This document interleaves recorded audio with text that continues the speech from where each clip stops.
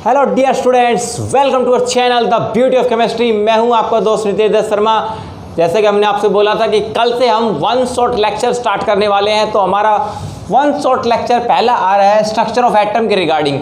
देखो, आपको बता दूं, स्ट्रक्चर ऑफ एटम एक ऐसा टॉपिक है, एक ऐसा चैप्टर है, this is the pillar of the inorganic chemistry. क्योंकि जिसका स्ट्रक्चर ऑफ एटम चैप्टर के फंडामेंटल्स क्लियर नहीं होंगे, उसको पीरियोडिक प्रॉपर्टी वाला चैप्टर समझने में, केमिकल बॉन्डिंग वाला चैप्टर समझने में, क्योंकि वहाँ पे हाइब्रिडाइजेशन आएगी, मॉलिक्यूलर स्ट्रक्चर्स आएंगी, वो चैप्टर समझने में, और उसके बाद आपके block chemistry, s block, p block, d block, f block, इन सारे चैप्टर्स में आपको प्रॉब्लम फेस करनी पड़ेगी अगर आपके बेसिक फंडामेंटल क्लियर नहीं है रिगार्डिंग ऑर्बिट क्या होते हैं, ऑर्बिटल्स क्या होते हैं, सेल क्या होती है, सब सेल क्या होती है, इलेक्ट्रॉन्स की एनर्जी कितनी है, इलेक्ट्रॉन्स कौन से सब सेल में है, कौन से ऑर्बिटल में है, उसका एंगुलर मोमेंटम कितना है, उसकी वेलोसिटी कितनी है, and that's all like that. तो ये सारा चैप्टर इसके रिगार्डिंग सर्कुलेट करेगा। चैप्टर के डेप्थ में जाएंगे, अच्छे से समझना है। मैं सीधे फंडामेंटल क्वेश्चंस की बात करूंगा जो जेईई मेंस और नीट के अंदर मोस्ट प्रोबेबली पूछे जाते हैं, and 1 to 2 question confirm by the structure of atom. तो चलिए स्टार्ट करते हैं, टाइम को वेस्ट ना करते हुए। Please make sure that you have copy and pen with yourself. भाई अपने साथ कॉपी पेन रखो, जैसे मैं पॉइंट लिखता हूं तुरंत नोट कीजिए। और ये लेक्चर 1.5 से 2 घंटे का हो सकता है, क्योंकि वन शॉट लेक्चर है, पूरा चैप्टर कवर करेंगे तो ऑब्वियस सी बात है इतने सारे टॉपिक्स कवर करेंगे। Planck's quantum theory, photo electric effect, electromagnetic spectrum, hydrogen spectrum, Bohr's model, dual nature, Heisenberg principle, Schrodinger model, quantum numbers, electronic configuration, ये सारे टॉपिक्स करने में आपको पता है 1.5 से 2 घंटे तो आराम से लग ही जाएंगे पूरे। ठीक है, तो आपको कॉपी पेन लेकर बैठिए, प्रॉपर नोट्स बनाइए। नोट जो भी मैं शॉर्ट ट्रिक्स बताऊंगा साथ में सारी नोट कीजिए। चलिए स्टार्ट करते हैं लेक्चर को, structure of atom in one short lecture by NDS sir. देखिए, देखो सबसे पहले बेसिक फंडामेंटल जान लो, फिर हम आगे बात करते हैं, चैप्टर की स्टार्टिंग करते हैं। इलेक्ट्रॉन की डिस्कवरी जे थॉमसन ने की थी, प्रोटॉन की डिस्कवरी गोल्डस्टीन ने की थी, न्यूट्रॉन की डिस्कवरी जेम्स चैडविक ने की थी, आइसोटोप्स को नाम दिया था सोडी साइंटिस्ट ने, आइसोबार्स को नाम दिया था एस्ट्रॉन साइंटिस्ट ने, कैथोड रेज की डिस्कवरी की थी विलियम्स क्रूक ने, और क्रूक ने अपनी खुद की डिस्चार्ज ट्यूब बनाई थी जिसको सीआरटी एक्सपेरिमेंट कहते हैं, cathode ray discharge tube experiment, जिसको सीआरटी एक्सपेरिमेंट कहते हैं, कैथोड रे, ठीक है, डिस्चार्ज ट्यूब एक्सपेरिमेंट। उसने अपनी डिस्चार्ज ट्यूब खुद बनाई थी विलियम जेम्स क्रूक ने। न्यूक्लियस की डिस्कवरी रदरफोर्ड ने की थी, जैसा सबको पता है। एटॉमिक नंबर जो टर्म है वो मोजले साइंटिस्ट ने दी थी। किसने दी थी? मोजले साइंटिस्ट ने। उसने ये कहा था कि square root of the frequency of the X rays is directly proportional to atomic number. क्योंकि जब हाई स्पीड के इलेक्ट्रॉन्स मेटल के सरफेस पर जाकर गिरते हैं तो वहां से एक्स रे निकलती है। तो मोजले ने बोला कि जो एक्स रे निकल रही है ना, उनकी जो फ्रीक्वेंसी है उसका square root is directly proportional to atomic number. Moseley ने बहुत अच्छी बात बताई थी कि जब इलेक्ट्रॉन, हाई स्पीड के electron they get bombarded on the metal surface, then the X rays are produce and the frequency of the X rays that is nu, उसका जो स्क्वायर रूट है it is directly proportional to Z atomic number. ये बात मोजले ने दी थी, तो एटॉमिक नंबर टर्म वहां से आई थी, because Z is the atomic number. फिर इलेक्ट्रॉन को नाम दिया था स्टोने साइंटिस्ट ने, जे स्टोने साइंटिस्ट ने। उसने एक बहुत बड़ी बात बताई थी कि जैसे पहले माइकल फैराडे ने क्या किया था, एक एक्सपेरिमेंट किया था कि हम सॉल्यूशन में से जितना ज़्यादा चार्ज पास करते हैं उतना सब्सटेंस का वेट इलेक्ट्रोड पे डिपॉजिट होता है। फैराडे का फर्स्ट लॉ था, माइकल फैराडे का। उसने ये पता लगाया स्टोने ने कि एटम के अंदर कुछ ना कुछ एक फंडामेंटल यूनिट ऑफ इलेक्ट्रिसिटी है which is responsible for the conduction of the electricity in the metal. भाई मेटल में इलेक्ट्रिसिटी कंडक्ट कैसे हो रही है? क्योंकि स्टोने ने बोला कि there is some kind of particle in the atom which is responsible for the fundamental unit of electricity. तो वहां से इलेक्ट्रॉन को नाम दिया था, नोमेनक्लेचर दिया था स्टोने ने। डिस्कवरी थॉमसन ने की थी, लेकिन नाम इलेक्ट्रॉन को दिया था स्टोने साइंटिस्ट ने, ध्यान रखना। इलेक्ट्रॉन पे चार्ज बताया था, ऑयल ड्रॉप एक्सपेरिमेंट, बहुत ही फेमस एक्सपेरिमेंट था मुलिकन का, आर.ए. मुलिकन ने दिया था। इलेक्ट्रॉन पे चार्ज कितना होता है वो सारा बताया था मुलिकन ने। फिर स्पेसिफिक चार्ज एक टर्म आती है, स्पेसिफिक चार्ज होता है E/m रेशियो। इलेक्ट्रॉन का चार्ज और इलेक्ट्रॉन का मास का रेशियो होता है E/m रेशियो, और E/m रेशियो को स्पेसिफिक चार्ज कहते हैं। ये जे थॉमसन ने फाइंड आउट किया था, और ये वैल्यू कितनी आती है? E/m रेशियो की वैल्यू आती है 1.76 × 10⁻11 कूलम्ब पर किलोग्राम, कूलम्ब पर किलोग्राम, ठीक है, ये वैल्यू याद रखेंगे। अब ये कुछ टर्म्स आती हैं, इनको डिफाइन करते हैं। देखो आइसोटोप्स, आइसोबार दुनिया को पता है, इसके बताने में बार बार दिक्कत नहीं है। आइसोटोप्स क्या होते हैं? Atoms of same element having similar atomic number but different atomic mass. और आइसोटोप्स क्या होते हैं? Atoms of different elements, atoms of different elements having similar atomic mass but different atomic number. क्योंकि अगर एलिमेंट ही different होंगे तो atomic number तो same आ ही नहीं सकता, एटॉमिक मास भले ही सेम हो सकता है, तो वो होते हैं आइसोटोप्स, ठीक है। आप ये टर्म याद रखेंगे। अब बीच में ये 4 टर्म बता देता हूं, इनका मीनिंग क्या है, ठीक है, 1 बाय 1। चलिए फिर हम चैप्टर की स्टार्टिंग करते हैं, क्योंकि बेसिक से स्टार्ट करना बहुत जरूरी है। कई बार नीट का स्टैंडर्ड इतना डाउन चला जाता है, यहां से भी छोटे मोटे क्वेश्चन पूछ लिए जाते हैं, ठीक है, इसलिए बताना जरूरी था। अब देखो आपको बता दूं for your kind information, isotones क्या होते हैं। देखो आइसोटोन्स होते हैं the species having same number of neutrons, जहां पर न्यूट्रॉन्स की संख्या सेम हो, जैसे लिखा हुआ है आइसोटोनिक, आइसोन्यूट्रॉनिक और आइसोटोन्स, उनको क्या बोलते हैं? The species having same number of neutrons. लिख लो, एग्जांपल दे रहा हूं, जैसे मैंने कह दिया नाइट्रोजन 715, ऑक्सीजन O16 और यहाँ पर कह दिया कार्बन C14। तो यहाँ पर देखिए न्यूट्रॉन्स कैसे निकालते हो आप? Atomic mass minus atomic number A minus Z। तो 15 माइनस 7 8 आएगा, 16 माइनस 8 ये भी 8 आएगा, और 14 माइनस 6 यहाँ भी 8 आएगा। तो these 3 species have same number of neutrons, that's why this is called as entry isoneutronic और आइसोटोन्स कहलाएंगे। आइसोडायफर्स, ये बहुत इंपॉर्टेंट टर्म है। आइसोडायफर्स पता है क्या होते हैं? आइसोडायफर्स होते हैं the species having same number of n-p, ठीक है, the species having same number of n-p। ये करके देख लेना। जैसे आपको एग्जामिनर ने 4 ऑप्शन दे रखे हैं और 4 ऑप्शन में अलग अलग स्पीशीज दे रखी हैं, आपसे पूछ ले कौन सा पेयर ऐसा है जिसमें आइसोडायफर्स बनते हैं। तो आइसोडायफर्स देख लेना, न्यूट्रॉन में से प्रोटॉन घटा दिए जाएं, अगर न्यूट्रॉन में से प्रोटॉन घटा दिए जाएं तो जहां पर सेम नंबर ऑफ n-p का आता है उसको आइसोडायफर्स कहते हैं, ठीक है। आप न्यूट्रॉन, जैसे सोडियम है 11 23, तो सोडियम का इलेक्ट्रॉन भी 11 है, प्रोटॉन भी 11 है, लेकिन न्यूट्रॉन कितने हैं? 23 माइनस 11 12 है। तो प्रोटॉन, न्यूट्रॉन 12, प्रोटॉन 11, तो n-p कितना हो गया? 1 हो गया। तो n-p अगर 1 है, अगर किसी दूसरे एटम का भी n-p 1 आता है तो वो सोडियम के साथ आइसोडायफर्स हो जाएगा। ये बहुत इंपॉर्टेंट टर्म है। आइसोस्टर्स क्या होते हैं? देखो आइसोस्टर्स बहुत इंपॉर्टेंट है, जिनकी एटॉमिसिटी भी सेम हो और जिनके इलेक्ट्रॉनिक की भी सेम हो। भाई ऐसी स्पीसीज आइसोस्टर्स क्या होते हैं? जिनमें सेम नंबर ऑफ एटम्स हो, मतलब एटॉमिसिटी भी सेम हो प्लस इलेक्ट्रॉन भी सेम हो, आइसो इलेक्ट्रॉनिक। तो ऐसी स्पीसीज को बोलते हैं आइसोस्टर्स। जैसे एग्जांपल दूं आपको, N2 और CO आप ले लो, नाइट्रोजन गैस और कार्बन मोनोऑक्साइड। देखो कार्बन मोनोऑक्साइड में एक एटम कार्बन का, एक ऑक्सीजन का, 2 एटम हो गए, ये भी 2 है, ये भी डायटोमिक गैस है, ये भी डायटोमिक गैस है, लेकिन 2 नाइट्रोजन में इलेक्ट्रॉन कितने आएंगे? 14। और यहाँ पर कितने हैं? कार्बन में 6, ऑक्सीजन में 8, यहाँ भी कितने हैं? 14। तो यहाँ भी इलेक्ट्रॉन 14 है, यहाँ भी इलेक्ट्रॉन 14 है। तो ये दोनों स्पीसीज क्या है? आइसोस्टर्स में आएंगी, ठीक है, बहुत इंपॉर्टेंट एग्जाम्पल है। और आइसो इलेक्ट्रॉनिक आपको पता ही है, the species having same number of electron but different number of protons. और आइसो इलेक्ट्रॉनिक में ध्यान रखना, यहाँ पर कैटायन एनायन भी कंट्रीब्यूट कर सकते हैं, जैसे Na positive, magnesium +2, aluminium +3, these all 3 have 10 electrons, these all are isoelectronic, and in the same way F negative, O2 negative and N3 negative, these are also have 10 electrons, so these are also isoelectronic. So these 6 species are isoelectronic species, ठीक है। तो आपको basic fundamental clear हो गया होगा।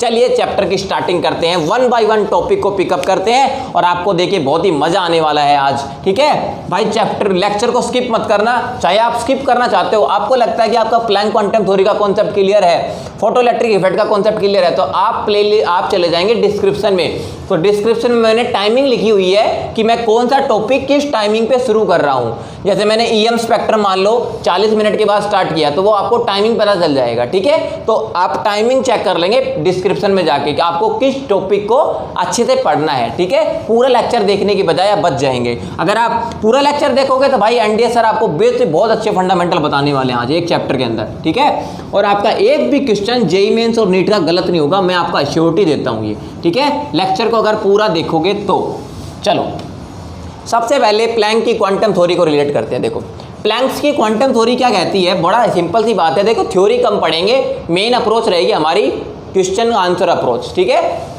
Planck की quantum theory ने कहा था कि कोई भी सब्सटेंस है, सोर्स है, उससे लाइट आ रही है तो वो कभी भी कंटिन्यूस नहीं आती, वो आती है डिसकंटिन्यूस, और वो भी एनर्जी के छोटे छोटे पैकेट्स की फॉर्म में। लेकिन एनर्जी वो इतनी तेजी से आती है, हमें लगता है कि वो कंटिन्यूस आ रही है, ठीक है। जैसे सन से जो रेज आ रही है उसकी स्पीड क्या है, 3 × 10⁸ मीटर पर सेकेंड। अब लाइट की वेलोसिटी इतनी तेज है तो हमें लगता है जो सन से रेज आ रही है वो कंटिन्यूस आ रही है, लेकिन वो इतने फ्रैक्शन में आती है, पार्ट केस में आती है पैकेट्स ऑफ एनर्जी की फॉर्म में। हमें लगता है ऐसे आ रही है, ऐसे रे आ रही है, लेकिन आती कैसे है, वो ऐसे छोटे छोटे फ्रैक्शन की फॉर्म में आती है, यानी कि डिसकंटिन्यूअस, बीच में कंटिन्यूटी नहीं होती, डिसकंटिन्यूअस होती हैं। और एनर्जी के छोटे से पैकेट को क्वांटा कहते हैं। क्या बोलते हैं, क्वांटम।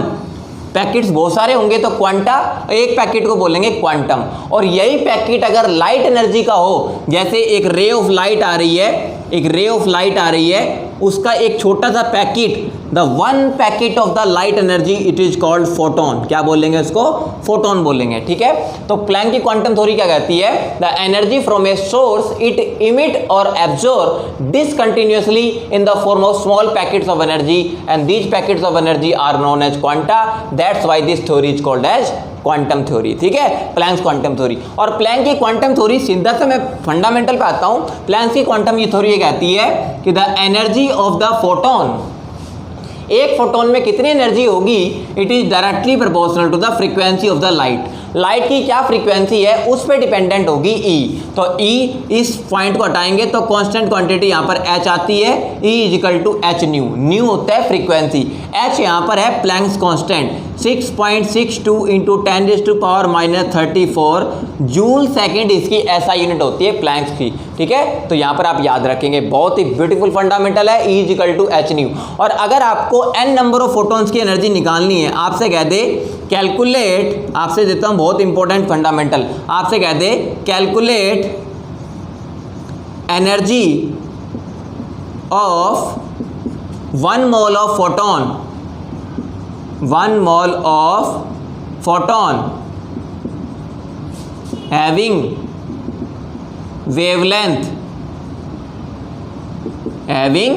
वेवलेंथ, आपसे कह दिया 400 एंगस्ट्रॉम, ठीक है, 400 नैनोमीटर, ये कह दिया, ठीक है। आपसे कह दिया 1 मोल फोटोन आ रहे हैं, 1 मोल फोटोन है, उसमें वेवलेंथ एक फोटोन की कितनी है, 400 नैनोमीटर है। तो आपसे कह दे 1 मोल फोटोन की एनर्जी कितनी होगी, बहुत ही ब्यूटीफुल फंडामेंटल है। तो देखो आपको पता होना चाहिए कि जो फ्रीक्वेंसी होती है that is nu is equal to frequency, आपको लिख देता हूं, फ्रीक्वेंसी होता है c बाई लैम्डा। फ्रीक्वेंसी क्या होता है, c बाई लैम्डा।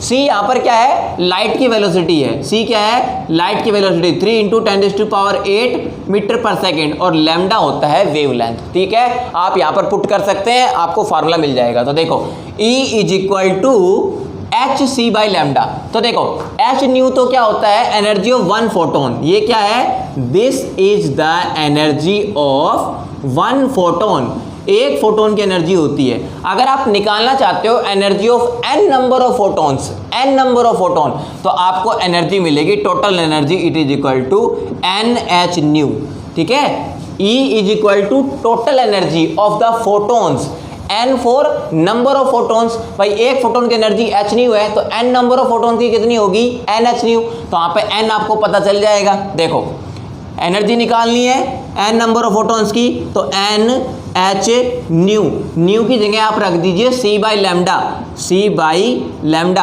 हो गया। और n क्या है, n है भाई 1 मोल फोटोन, n क्या है, 1 मोल ऑफ फोटोन। तो 1 मोल के अंदर कितने फोटोन होंगे, अवोगाड्रो नंबर, बाई पुट कर दो, आंसर आ जाएगा। तो E is equal to 6.023 × 10⁻23, h की वैल्यू 6.62 × 10⁻34, लाइट ऑफ वेलोसिटी, ठीक है, 3 × 10⁸ डिवाइडेड बाई n।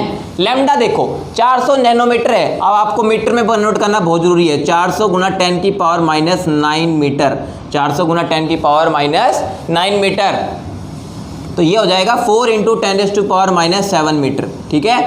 भाई इसको 400 को 4 बनाएंगे तो 10 की पावर -9 10 की पावर -7 हो जाएगा। तो 4 × 10⁻⁻7 आप इसको सोल्व कर लेंगे ना तो वो आपको मिलेगी energy of the 1 mole of photon. तो डेफिनेटली देखो मैंने क्वेश्चन का क्वेश्चन बता दिया, फंडामेंटल भी समझा दिया, प्लैंक्स की क्वांटम थ्योरी क्लियर होगी, इतना सा फंडामेंटल है प्लैंक्स की थ्योरी के ऊपर। और एक बात ध्यान रखना, बोर्स का जो मॉडल था ना आगे आएगा, बोर्स का मॉडल प्लैंक्स की क्वांटम थ्योरी पर बेस्ड था, याद रखना। Bohr's model of an atom is based on the Planck's quantum theory, first point, and Bohr's model of an atom it is based on the particle nature of the light, क्योंकि आगे आएगा dual nature कि electron का wave nature भी होता है, particle nature भी होता है, लेकिन बोर्स का मॉडल पार्टिकल नेचर पर बेस्ड था। तो बोर्स के मॉडल में 2 पॉइंट याद रखना, Bohr's model is based on the particle nature and Bohr's model is based on the Planck's quantum theory. ठीक है, ये हो गया हमारा प्लैंक्स की थ्योरी के बारे में। अगला जाइए 1 बाय 1 टिक लगाते चले जाइए और मेरी एनर्जी स्टार्ट से लास्ट तक इस लेक्चर में बराबर मेंटेन बनी रहेगी। ठीक है, आज नितेश सर बहुत अच्छे डोज लेकर आए हैं। ठीक है, और आपको पूरी एनर्जी के साथ पूरा लेक्चर पढ़ाएंगे 1 बाय 1 टॉपिक। तो पहला हो गया, टिक लगा लीजिए। दूसरा पढ़ते हैं photo electric effect. Photo electric effect दिया था भाई साहब आइंस्टीन ने, और आइंस्टीन को इसके लिए नोबेल प्राइज मिला था। आपको पता भी होना चाहिए कि Einstein got the Nobel prize for the photo electric effect. Photo electric effect क्या कहता है कि जब एक मेटल का सरफेस है, मान लीजिए एक मेटल का सरफेस है और मेटल के सरफेस पर कोई से सूटेबल फ्रीक्वेंसी की लाइट आकर गिरती है, मान लीजिए एक मेटल के सरफेस पर सूटेबल फ्रीक्वेंसी की लाइट आकर गिरती है। ठीक है, तो मेटल के सरफेस से इलेक्ट्रॉन्स इजेक्ट आउट होते हैं, मेटल के सरफेस से इलेक्ट्रॉन्स इजेक्ट आउट होते हैं। इस फिनोमेना को ही फोटो इलेक्ट्रिक इफेक्ट कहते हैं। फोटो इलेक्ट्रिक इफेक्ट क्या होता है? The phenomenon of ejection of electrons from the surface of the metal when the light of suitable frequency falls on it. क्या बोला है मैंने, ध्यान से सुनना। The phenomenon of ejection of electrons from the surface of metal when the light of suitable frequency falls on it। मतलब एक suitable frequency की लाइट जब मेटल के सरफेस पर गिरती है, जब मेटल के सरफेस से इलेक्ट्रॉन्स का बाहर निकलना, that process is called, that phenomenon is called that photo electric effect। अब देखो मैंने एक सुटेबल फ्रीक्वेंसी बोली है, उस सुटेबल फ्रीक्वेंसी का, उस मिनिमम फ्रीक्वेंसी का नाम है थ्रेशोल्ड फ्रीक्वेंसी। क्या होती है? थ्रेशोल्ड फ्रीक्वेंसी, ध्यान रखेंगे। और थ्रेशोल्ड फ्रीक्वेंसी को लिखेंगे न्यू नॉट से, किससे? न्यू नॉट, ध्यान रखना। और न्यू नॉट को मल्टीप्लाई अगर प्लैंक्स कांस्टेंट से कर दे, ये मैं पहले बता रहा हूं, अगर न्यू नॉट होती है थ्रेशोल्ड फ्रीक्वेंसी और थ्रेशोल्ड फ्रीक्वेंसी को न्यू नॉट से मल्टीप्लाई, एस से मल्टीप्लाई कर दे, तो मेरे भाई ये बन जाता है थ्रेशोल्ड एनर्जी। क्या बन जाती है? Threshold energy. क्योंकि हमने अभी पढ़ा है प्लैंक्स की थ्योरी में E = h न्यू होता है, E = h न्यू। तो h न्यू नोट कर देंगे तो थ्रेशोल्ड फ्रीक्वेंसी को s से मल्टीप्लाई करते ही वो थ्रेशोल्ड एनर्जी बन जाती है। और इस h न्यू नोट को एक नाम देते हैं थ्रेशोल्ड एनर्जी को, this is called work function. भूलना मत, इसको क्या बोलते हैं? वर्क फंक्शन कहते हैं। ठीक है, और थ्रेशोल्ड फ्रीक्वेंसी होती क्या है? Threshold frequency the minimum frequency which is required to remove the electron या to eject the electron from the metal surface. मतलब threshold frequency is the frequency, it the sufficient frequency which is just sufficient to undergo photo electric effect. मतलब photo electric effect होने के लिए जो minimum frequency photon of light की चाहिए, उस minimum frequency को बोलते हैं थ्रेशोल्ड फ्रीक्वेंसी। मान लीजिए बाहर से 10 किलो जूल की एनर्जी आ रही है, मतलब यहां से जो लाइट गिर रही है, this is the energy of incident photon. भाई फोटोन जो बाहर से गिर रहे हैं, उस इंसिडेंट फोटोन की एनर्जी कितनी है? E। और उस एनर्जी E को मैंने कह दिया h न्यू। एनर्जी E को क्या कह दिया? h new. तो h न्यू क्या हो गया? Energy of the incident photons जो गिर रहे हैं मेटल के सरफेस पर। मान लो 10 किलो जूल है और थ्रेशोल्ड फ्रीक्वेंसी की जो वैल्यू है वो, सॉरी, वर्क फंक्शन की जो वैल्यू है वो है मान लीजिए 7 किलो जूल। कितनी है? 7 किलो जूल। तब तो आपका फोटो इलेक्ट्रिक इफेक्ट हो जाएगा। ठीक है, फोटो इलेक्ट्रिक इफेक्ट कब नहीं होगा? एक कंडीशन में नहीं होगा, जब आपको ये कंडीशन मिल जाए, ये वाली। देखो in this condition threshold frequency it is greater than the frequency of the incident photons. भाई जो फोटोन मेटल के सरफेस पर आकर गिर रहे हैं उनकी फ्रीक्वेंसी अगर थ्रेशोल्ड फ्रीक्वेंसी से कम है तो भाई फोटो इलेक्ट्रिक इफेक्ट नहीं होगा। इसका मतलब photo electric effect takes place only in that condition when the frequency of the incident photons is equal to और ग्रेटर देन थ्रेशोल्ड फ्रीक्वेंसी। या तो थ्रेशोल्ड फ्रीक्वेंसी से ज्यादा हो या इसके इक्वल हो, ठीक है, वैसे ज्यादा ही होता है, ठीक है। 10 किलो जूल है, 7 किलो जूल है वो वर्क फंक्शन है, मतलब 7 kilo joule energy photo electric effect होने के लिए जरूरी है। अब बात आती है सर एक्स्ट्रा एनर्जी कहाँ जाएगी, ये 3 किलो जूल एनर्जी बच गई, 10 में से 7 गए, 3 बच गई, वो कहाँ जाएगी। That extra amount of energy is supplied to the electron in the form of kinetic energy। जो एक्स्ट्रा 3 किलो जूल एनर्जी बचेगी वो जो इलेक्ट्रॉन बाहर निकलेंगे उनके मोशन के लिए यूज हो जाती है। भाई इलेक्ट्रॉन मेटल के सरफेस पे इलेक्ट्रॉन को बाहर आना है तो उनको मोशन करने के लिए एनर्जी चाहिए ना, उछल के बाहर आएंगे, तो उस एनर्जी को बोलते हैं काइनेटिक एनर्जी, और वो एक्स्ट्रा एनर्जी होती है। तो this extra 3 kilojoule energy it is the kinetic energy of the photoelectrons. This is the very interesting. और फोटो इलेक्ट्रॉन्स क्या होते हैं, the electron which are ejected from the metal surface are known as photoelectrons. इसलिए concept का नाम था photo electric effect, ठीक है। तो मैं ओवरऑल कंक्लूजन दे देता हूं 2 मिनट के अंदर, ठीक है। जस्ट क्लोज योर आइज, चलिए देखते हैं फोटो इलेक्ट्रिक इफेक्ट क्या होता है। Photo electric effect the phenomenon of ejection of electrons from the metal surface when the light of suitable frequency that is threshold frequency falls on it and when the frequency of the incident photons it is lesser than threshold frequency then no photo electric effect will take place. Photoelectric effect will take place only in that condition when the frequency of the incident photons is equal to or greater than threshold frequency, and when the frequency of the incident photons is greater than threshold frequency then extra amount of energy it is supplied to the electrons in the form of kinetic energy। That is very interesting। तो चलिए अब क्या बनेगा fundamental, देखिए fundamental क्या बनकर आएगा आपका मेरे भाई। आपकी एनर्जी ऑफ इंसिडेंट फोटॉन्स कितना है, h nu. Energy of h nu क्या है, ये लिख दिया मैंने, energy of incident photons, and it is equal to work function.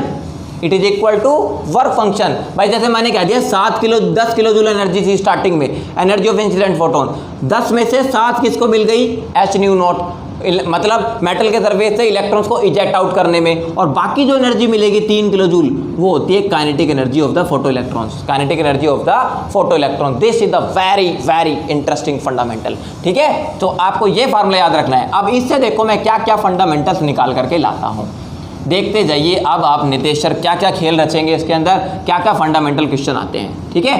देखो 1 बाय 1 देखो, ये तो क्या है, एनर्जी ऑफ इंसिडेंट फोटॉन्स, जो मेटल के सरफेस पर गिर रहे हैं इंसिडेंट फोटॉन्स, उनकी एनर्जी हो गई।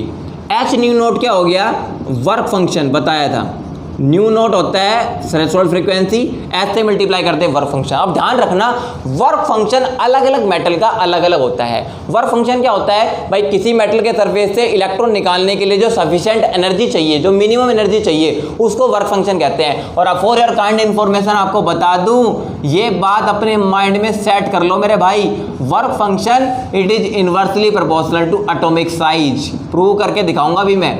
जैसे मेरे पास 3 मेटल है, potassium, rubidium and caesium. Potassium, rubidium and caesium. आपसे एग्जामिनर कह दे इन 3 मेटल को वर्क फंक्शन के इंक्रीजिंग ऑर्डर में लगाओ, मतलब किस मेटल का वर्क फंक्शन ज्यादा है और किसका वर्क फंक्शन कम है, तो भाई सीधा डायरेक्ट फंडामेंटल है, जिसका एटॉमिक साइज ज्यादा होगा उसका वर्क फंक्शन कम होगा। क्यों, देखो पोटेशियम, रुबिडियम और सीजियम की बात करूं तो पोटेशियम में नंबर ऑफ सेल्स आती है 4, मतलब यहाँ पर electron, outer most electron 4th orbit में आता है, इसका outer most electron 5th orbit में आता है, और इसका outer most electron 6th orbit में आता है। तो मेरे भाई आप खुद ही सोच लो, जिसका outer most electron 6th orbit में आ रहा है तो सीजियम से इलेक्ट्रॉन निकालना इजी है, ठीक है। तो सीजियम के केस में वर्क फंक्शन सबसे कम होगा, जिसको आप आगे जाकर आयनाइजेशन एनर्जी बोल देते हो। The minimum amount of energy which is required to remove the electron from the outermost shell, the most loosely bounded electron present in the outermost shell, this is caesium. और caesium atomic size सबसे highest है तो इसका work function सबसे कम आएगा, ठीक है। तो अगर एटॉमिक साइज का ऑर्डर आपका ये है this is the order of atomic size, तो आपके वर्क फंक्शन का ऑर्डर कितना आएगा, पोटेशियम का वर्क फंक्शन सबसे ज्यादा आएगा क्योंकि एटॉमिक साइज सबसे कम है, और सीजियम का वर्क फंक्शन सबसे कम आएगा। तभी तो फोटो इलेक्ट्रिक सेल के अंदर सीजियम यूज करते हैं। सीजियम क्यों यूज होता है फोटो इलेक्ट्रिक सेल के अंदर, सोलर सेल के अंदर? Because caesium has the minimum work function. बहुत इंपॉर्टेंट है। एल्कली मेटल का साइज ग्रुप वन में कौन आते हैं, एल्कली मेटल। एल्कली मेटल का साइज पीरियोडिक टेबल में सबसे लार्ज होता है, और एल्कली मेटल में सबसे लार्ज किसका होता है, सीजियम का, और सीजियम की आयनाइजेशन एनर्जी मिनिमम होती है, that's why it has minimum work function, it is used in the solar cell और फोटो इलेक्ट्रिक सेल के अंदर यूज होता है सीजियम, इस रीजन की वजह से, because it has minimum work function. याद रखना, भूलोगे नहीं, ठीक है। चलो भाई फंडामेंटल क्लियर करेंगे आपके। ये हो गई काइनेटिक एनर्जी। अब देखो आपसे क्या क्या क्वेश्चन पूछेगा एग्जामिनर, आपसे कहते हैं काइनेटिक एनर्जी निकालनी फोटो इलेक्ट्रॉन्स की, ठीक है, वो किस पे डिपेंडेंट होगी। आपको मैंने कह दूं कि काइनेटिक एनर्जी, ध्यान रखना, kinetic energy of photo electrons, भैया फोटो इलेक्ट्रॉन्स की काइनेटिक एनर्जी डायरेक्टली प्रोपोर्शनल होती है frequency of the incident light. ये लिख लो, बहुत इंपॉर्टेंट फंडामेंटल है। इंसिडेंट लाइट की फ्रीक्वेंसी होती है यानी कि न्यू, इस पे डिपेंडेंट होती है। देखो आपको प्रूव करता हूँ, आपको काइनेटिक एनर्जी ज़्यादा चाहिए। जैसे मैंने कह दूँ सीजियम एक मेटल है, उसका वर्क फंक्शन, भाई वर्क फंक्शन तो एक कांस्टेंट है ना, वो हर मेटल के लिए फिक्स होता है, तो आपकी ये क्वांटिटी तो क्या हो गई, कांस्टेंट, वर्क फंक्शन तो कांस्टेंट होता है। तो अगर आप काइनेटिक एनर्जी बढ़ाना चाहते हो तो आप न्यू की वैल्यू बढ़ा दो। तो देखो अभी मैंने स्टार्टिंग में कहा था ये एनर्जी 10 है, ये एनर्जी 7 है, तो काइनेटिक एनर्जी कितनी आई थी, 3 किलो जूल आई थी। अब मैं चाहता हूँ काइनेटिक एनर्जी, ये इंसिडेंट फोटोन की एनर्जी है, वो 10 से बढ़ाकर मैंने 12 कर दी। कितनी कर दी, 12। तो ये तो 7 का 7 ही रहेगा, वो कितना हो गया, वो 5 हो गया। वो कितना हो गया, 5 हो गया। तो kinetic energy of the photoelectrons is directly proportional to the incident frequency of the incident photons. Incident frequency पे डिपेंडेंट होती है। तो आपको याद रखना है, तो आपको ग्राफ याद रखना बहुत इंपॉर्टेंट है। अगर आपसे कहते हैं this is the kinetic energy of the photo electrons and this is the frequency of the incident light, directly proportional है। बहुत इंपॉर्टेंट ग्राफ है, this is the photo electric effect. और ये बातें जेईई मेंस तक लेवल तक चली जाती हैं, बहुत इंपॉर्टेंट है। चलो ये हो गई बात, नोट कर लो इस पॉइंट को। Kinetic energy of the photoelectrons is directly proportional to the frequency of incident light, ठीक है। अब दूसरी पॉइंट और सुनो भाई, मेटल के सरफेस से फोटो इलेक्ट्रॉन्स कम या ज़्यादा कैसे डिपेंडेंट होता है। भाई फोटो इलेक्ट्रॉन्स कम निकलेंगे ज़्यादा निकलेंगे, वो डिपेंडेंट किस पे होता है, वो और सुन लो। Number of photoelectrons, metal के सरफेस से कितने फोटो इलेक्ट्रॉन्स निकलेंगे, उनकी संख्या वो डिपेंड करती है मेरे भाई इंटेंसिटी ऑफ द लाइट पे।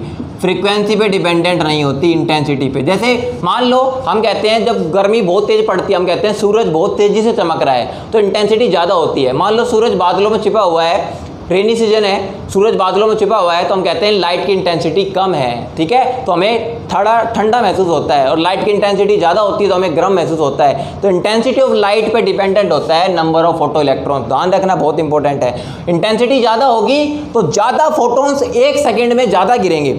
Number of photons, incident photons falling on the metal surface will be greater, so number of photo electrons भी ज़्यादा निकलेंगे, ठीक है, उसको बोलते हैं। तो ये पॉइंट याद रखेंगे। तो मान लो ग्राफ दे रखा है आपको, इधर number of photo electrons they रखे हैं, इधर इंटेंसिटी दे रखी है I, तो आपका ग्राफ जाएगा स्ट्रेट लाइन, ठीक है। ये याद रखेंगे आप, बहुत इंपॉर्टेंट फंडामेंटल है।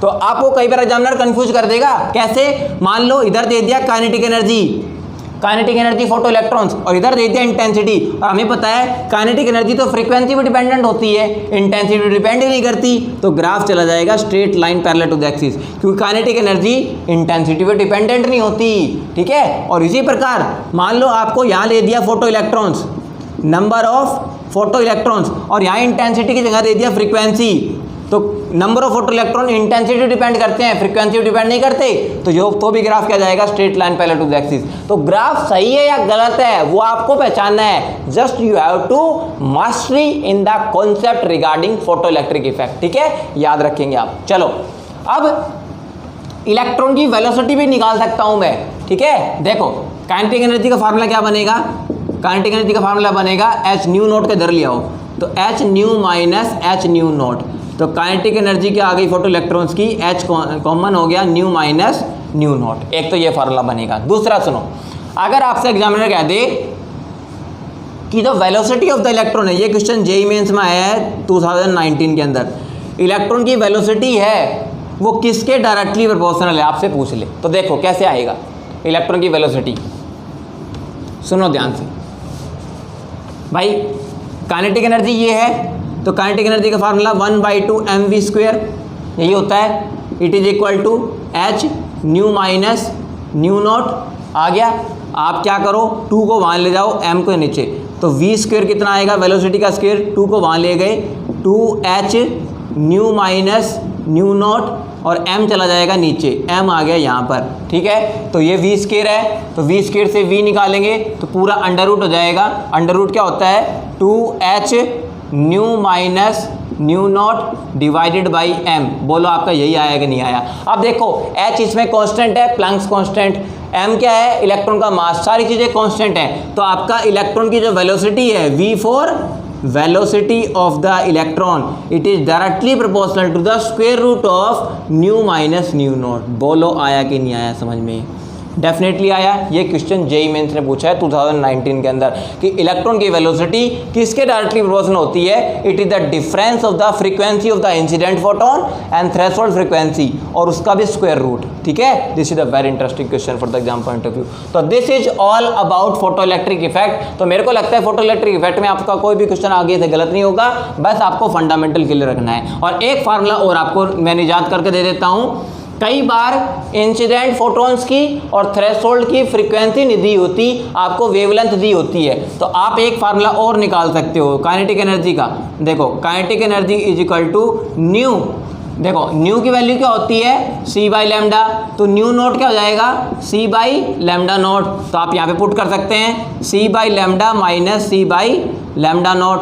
c कांस्टेंट है, ये भी बाहर आ जाएगा, एच सी कॉमन हो गया, और 1 by lambda minus 1 by lambda naught. Lambda is the wavelength of the photons, incident photons, and lambda naught is the wavelength of light with respect to threshold frequency. Threshold frequency with respect to lambda naught आएगा। तो this is the very interesting fundamental. तो आपका दूसरा topic भी हो गया photo electric effect, ठीक है। चलिए अगला टॉपिक लेते हैं, ईएम स्पेक्ट्रम।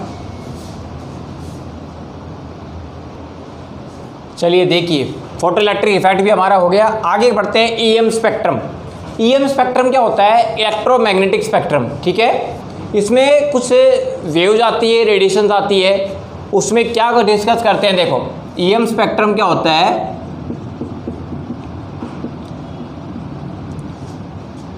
पहले आती है गामा रेज, ठीक है, एक्स रेज,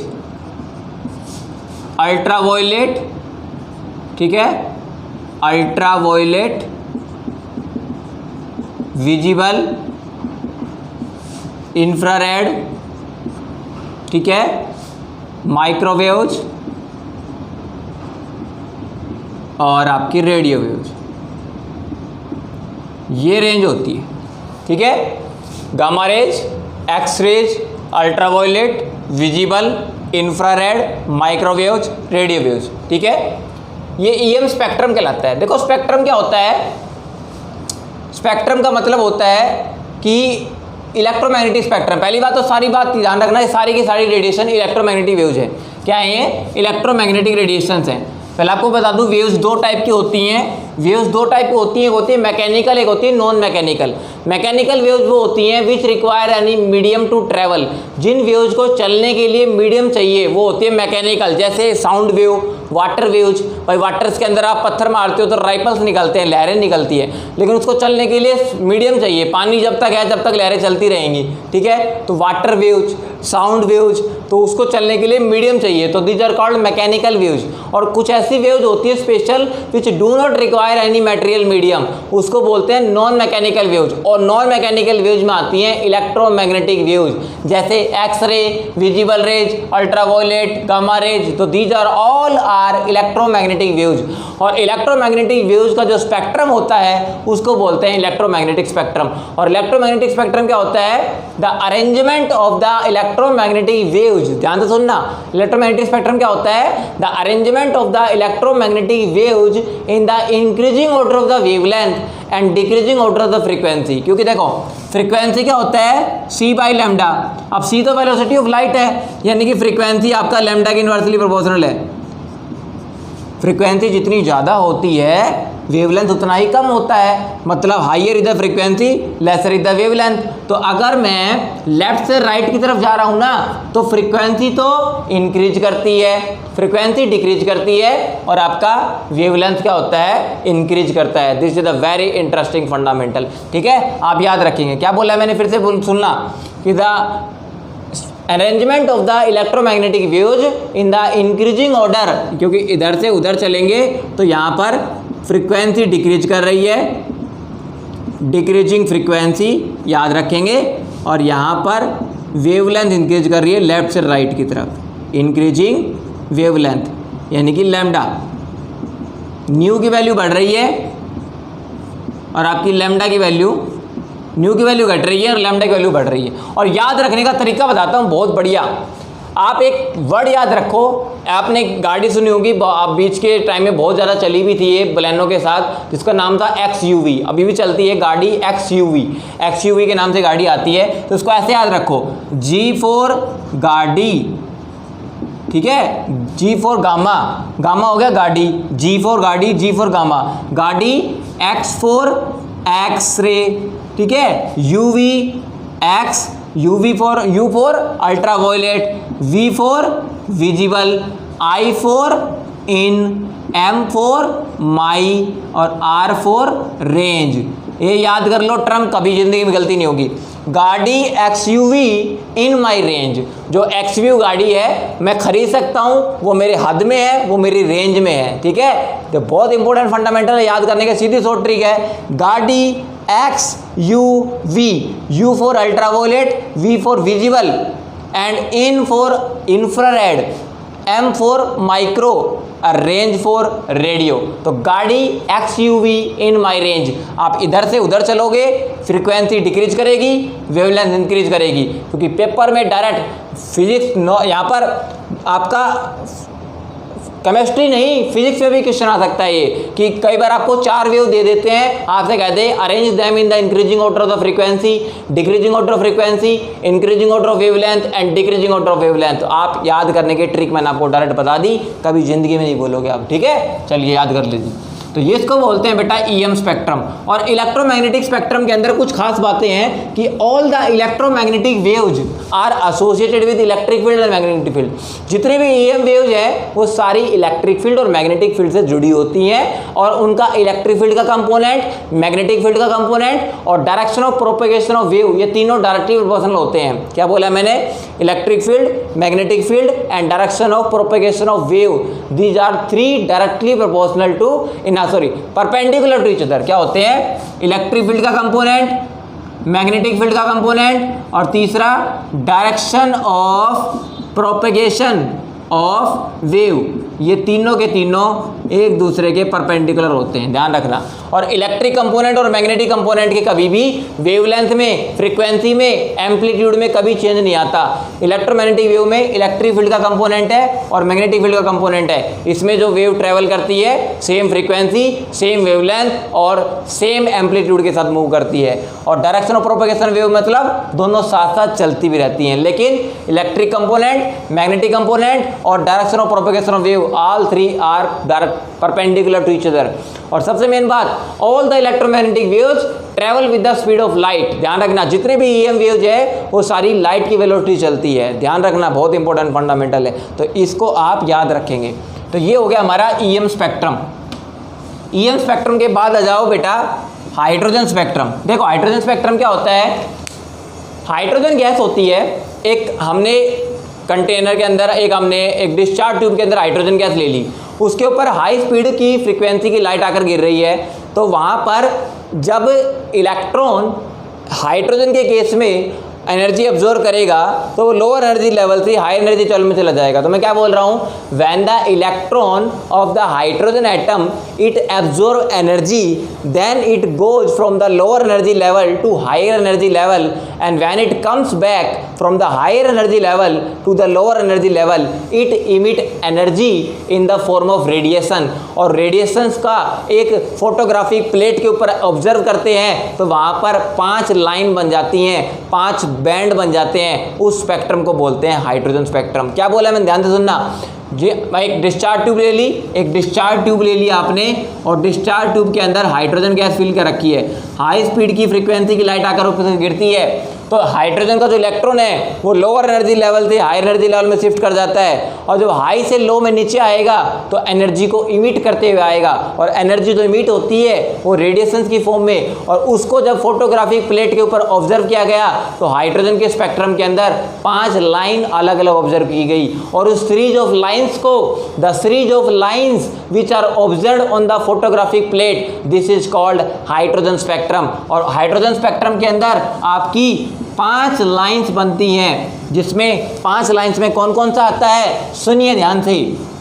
उन 5 लाइंस में पहला आता है आपका लेमन सीरीज, फिर आता है बॉमर सीरीज, फिर आता है आपका पास्चन सीरीज, फिर आता है ब्रैकेट सीरीज, और फिर आता है आपका फंड सीरीज। ठीक है, होता क्या है, मान लीजिए ये इलेक्ट्रॉन है, ऐसे 1 2 3 4 ऐसे सेल्स हैं, ये आपका फर्स्ट ऑर्बिट हो गया। तो अगर कोई इलेक्ट्रॉन, हाइड्रोजन के केस में अगर कोई इलेक्ट्रॉन हायर एनर्जी लेवल से आता हुआ सीधा आपके फर्स्ट ऑर्बिट में आता है, हायर एनर्जी लेवल से फर्स्ट ऑर्बिट में आता है, तो आपको याद रखना है यहाँ पर सीरीज बनेगी बॉमर सीरीज, आपकी सॉरी लेमन सीरीज बनेगी। कौन सी सीरीज बनेगी, लेमन सीरीज बनेगी। और आपको हाइड्रोजन स्पेक्ट्रम में बता दूं, हाइड्रोजन स्पेक्ट्रम के अंदर to calculate wavelength of light in hydrogen spectrum, hydrogen spectrum में आपको वेवलेंथ निकालनी है तो उसका फार्मूला एक साइंटिस्ट ने दिया था, दैट इज कॉल्ड रेडबर्ग। उसको बोलते हैं रेडबर्ग फार्मूला। क्या बोलते हैं, रेडबर्ग फार्मूला। आपको रेडबर्ग फार्मूला बता देता हूँ। रेडबर्ग फार्मूला क्या लिए दिया गया था, टू कैलकुलेट वेवलेंथ, फ्रीक्वेंसी और energy of the light in the hydrogen spectrum. वो इलेक्ट्रॉन जो हायर एनर्जी लेवल से लोअर एनर्जी लेवल में आ रहा है उसकी वेवलेंथ कैलकुलेट कर सकते हो आप, उसकी फ्रीक्वेंसी कैलकुलेट कर सकते हो, उसकी एनर्जी कैलकुलेट कर सकते हो, और उस फार्मूला का नाम है रेडबर्ग फार्मूला। तो रेडबर्ग फार्मूला में क्या दिया गया था, देखो रेडबर्ग फार्मूला था न्यू बार। न्यू बार क्या होता है, रेसिप्रोकल ऑफ वेवलेंथ। तो 1/λ इट इज इक्वल टू, वो होता है RH। RH को बोलते हैं रेडबर्ग कांस्टेंट। RH को क्या बोलते हैं, रेडबर्ग कांस्टेंट। यहाँ पर हाइड्रोजन इसलिए लिखा है Rydberg constant for hydrogen atom, तो इसको R लिख लीजिए। R होता है, R की वैल्यू होती है बेटा 109677 सेंटीमीटर इनवर्स। ठीक है, इसको मीटर इनवर्स ही बना सकते हो, ये हो जाएगा 10967700 मीटर इनवर्स। ठीक है, आप याद कर सकते हो इसको। और R Z square bracket 1/n1 का होल स्क्वायर माइनस 1/n2 का होल स्क्वायर, ये आपका आता है Rydberg formula. Nu bar is equal to 1/λ, R Rydberg constant, Z is the atomic number, hydrogen atom के लिए 1 रहेगा, 1/n1 स्क्वायर माइनस 1/n2 का होल स्क्वायर। n1 n2 क्या होते हैं मैं आपको बता दूं फॉर योर काइंड इन्फॉर्मेशन। जैसे कोई इलेक्ट्रॉन हायर एनर्जी लेवल से फर्स्ट ऑर्बिट में आकर गिर रहा है तो फर्स्ट ऑर्बिट के लिए n1 की वैल्यू 1 होती है। n1 की वैल्यू कितनी होती है, 1, उसको बोलते हैं लेमन सीरीज। तो लेमन सीरीज के लिए भाई लोअर एनर्जी लेवल n1 क्या होता है आपका, lower energy level, lower energy level LEL, n1 की वैल्यू फिक्स होती है। अगर कोई इलेक्ट्रॉन हायर एनर्जी ऑर्बिट से कहाँ पर आ रहा है, सेकंड ऑर्बिट में आ रहा है, तो उसको बनेगी बॉमर सीरीज। क्या बनेगी, बॉमर सीरीज। अगर इलेक्ट्रॉन हायर एनर्जी ऑर्बिटल से थर्ड ऑर्बिट में आ रहा है उसको क्या बोलेंगे, पास्चन सीरीज। तो इस प्रकार से वैल्यू फिक्स कर सकते हैं। n1 की वैल्यू बॉमर सीरीज के लिए 2 होती है, n1 की वैल्यू बॉमर पास्चन सीरीज के लिए 3 होती है, n1 की वैल्यू 4 होती है, यहाँ पर n1 की वैल्यू 5 होती है। तो n1 1 2 3 4 5 lemon, Baumer, Paschen, bracket, fund, ये याद रखेंगे। और इलेक्ट्रॉन हायर एनर्जी लेवल में कहीं भी हो सकता है, वो n2 की वैल्यू जो है वो 2 से लेकर इन्फिनिटी तक कहीं भी हो सकती है। मतलब इलेक्ट्रॉन हायर एनर्जी लेवल से फर्स्ट में आके गिरता है तो बनेगा Lyman series, higher energy orbital से सेकंड में आता है तो बामर सीरीज, थर्ड में आता है तो पास्चन सीरीज, फोर्थ में आता है तो ब्रैकेट सीरीज, फिफ्थ में आता है तो फंड सीरीज। लेकिन हायर एनर्जी लेवल की कोई लिमिट नहीं है। यहाँ पर n2 की वैल्यू 2 से इन्फिनिटी तक हो सकती है, यहाँ पर n2 की वैल्यू 3 टू इन्फिनिटी हो सकती है, यहाँ पर n2 की वैल्यू आपकी 4 टू इन्फिनिटी हो सकती है, यहाँ पर n2 की वैल्यू आपकी 5 टू लेकर इन्फिनिटी हो सकती है, और यहाँ पर m2 की वैल्यू आपकी 6 से लेकर इन्फिनिटी हो सकती है। This is the very very interesting fundamental. और आपको कई बार रेंज पूछ लेते हैं, आपको बता दूं for kind information, Lyman series आपकी अल्ट्रा वोलेट रेंज में आती है। कौन सी रेंज में आती है? अल्ट्रा वोलेट, लिख लो, अल्ट्रा वोलेट रेंज में आती है आपकी लेमन सीरीज। बामन सीरीज आती है आपकी विजिबल रेंज में, लिख लो बामन सीरीज किस में आती है। कई बार ये पूछ लेते हैं कि विजिबल रेंज में कौन सी सीरीज आती है? बामर सीरीज। और नीचे की तीनों सीरीज आती है वो आपकी इंफ्रारेड में आती है। किस में आती है? IR, infrared. ये आप याद रखेंगे, बहुत ही ब्यूटीफुल फंडामेंटल है। तो आप ये फॉर्मूले से आप कैलकुलेट कर सकते हैं फ्रीक्वेंसी, सॉरी वेव नंबर 1/λ आप आसानी से कैलकुलेट कर सकते हैं। देखो फ्रीक्वेंसी भी निकाल के आपको दिखा दूंगा, घबराओ मत। आपको लैम्डा निकाल लिया, फ्रीक्वेंसी भी निकाल के दिखा देंगे। देखो अभी प्रूव कर देते हैं। मान लीजिए आपको फ्रीक्वेंसी निकालनी है, तो ये टॉपिक हमारे हो गए हाइड्रोजन स्पेक्ट्रम तक, इसको रब कर देते हैं। चलिए अब देखो, मान लो आपको फ्रीक्वेंसी निकालनी है, तो आपको पता है फ्रीक्वेंसी होता है c/λ। भाई फ्रीक्वेंसी क्या होता है? c/λ, यही होता है ना। तो आप 1/λ की वैल्यू पुट कर दो, तो 1/λ क्या होता है? देखो 1/λ क्या होता है? न्यू को c के नीचे ले जाओ, frequency upon velocity of light. भाई 1/λ क्या हो गया? तो c यहाँ पे आ गया, तो न्यू अपॉन c, तो 1/λ की जगह न्यू अपॉन c रख सकते हो आप, 1/λ की जगह रख सकते हो आप न्यू अपॉन c। तो nu upon c it is equal to r z² 1 minus n1 whole square minus 1/2 n2 whole square. अब c को आप वहाँ ले जा सकते हो, तो फ्रीक्वेंसी क्या जाएगी? r c z² 1 upon n1 whole square minus 1 upon n2 का स्क्वायर बन जाएगा, डेफिनेटली बन जाएगा। लेकिन हाइड्रोजन एटम के लिए z की वैल्यू 1 रहेगी, ध्यान रखना। और एनर्जी निकालनी हो तो E का फार्मूला आपको पता है, E is equal to h nu, E is equal to h nu. तो यहाँ पर मल्टीप्लाई कर सकते हो आप। देखो एनर्जी निकालनी हो तो E क्या आएगा? एच न्यू, और न्यू की वैल्यू मिल गई आपको एरी, तो यहाँ पर पुट कर सकते हो। तो आपका एच न्यू क्या आएगा? एनर्जी वो किसके बराबर आएगी? R c z² 1 upon n1 whole square minus 1 upon n2 का होल स्क्वायर। ये पे क्या आ गई? एनर्जी आ गई। लेकिन आपको न्यू चाहिए तो h को आप नीचे ले जा सकते हो। क्या ले जा सकते हो? नीचे ले जा सकते हो। तो ये आपका फार्मूला बन जाएगा। तो E is equal to h nu, यहाँ पर आप मल्टीप्लाई कर दो, न्यू तो आपको मिल गया, h से मल्टीप्लाई और करना है तो यहाँ पर h और मल्टीप्लाई कर दो। तो E क्या जाएगा आपका? यहाँ पर RH c z² इंटू यह आ जाएगा। ये आपकी एनर्जी आ गई, मैंने इसको h से मल्टीप्लाई और कर दिया। तो this is all about the fundamental formula, आप इसको भूलेंगे नहीं, ठीक है बेटा।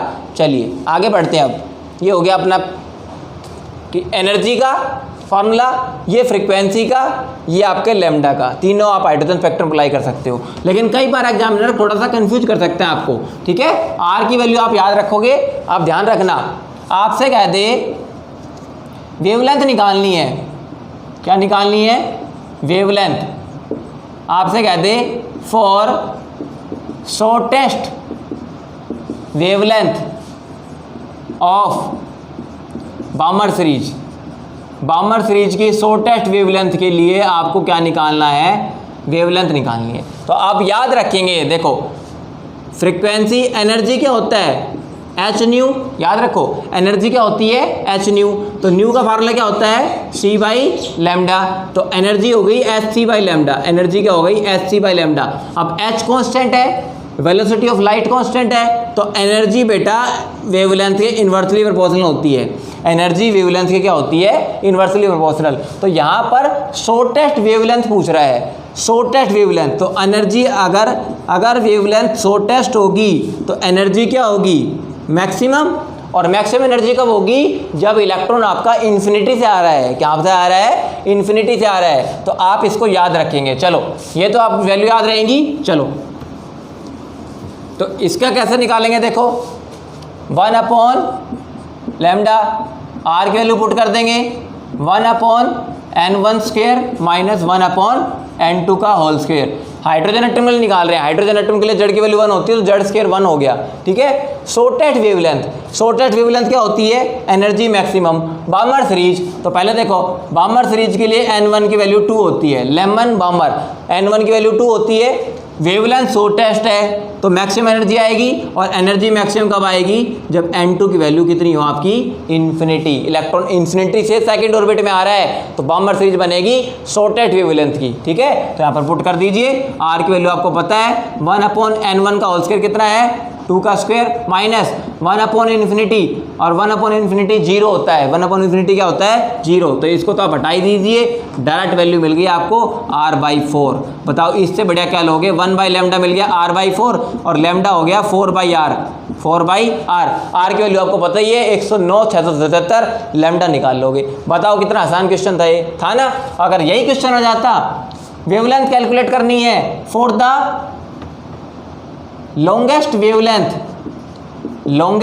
वेवलेंथ ऑफ लेमन सीरीज, आपसे ये क्वेश्चन पूछ लिया आप उल्टा, लेमन सीरीज की लॉन्गेस्ट वेवलेंथ, इसके लिए वेवलेंथ कैसे निकालोगे, देखो फिर से वही फंडामेंटल लगाओ। क्या बोला मैंने भाई, एनर्जी होती है hc बाई लैम्डा। अब वेवलेंथ क्या बोली है, लॉन्गेस्ट।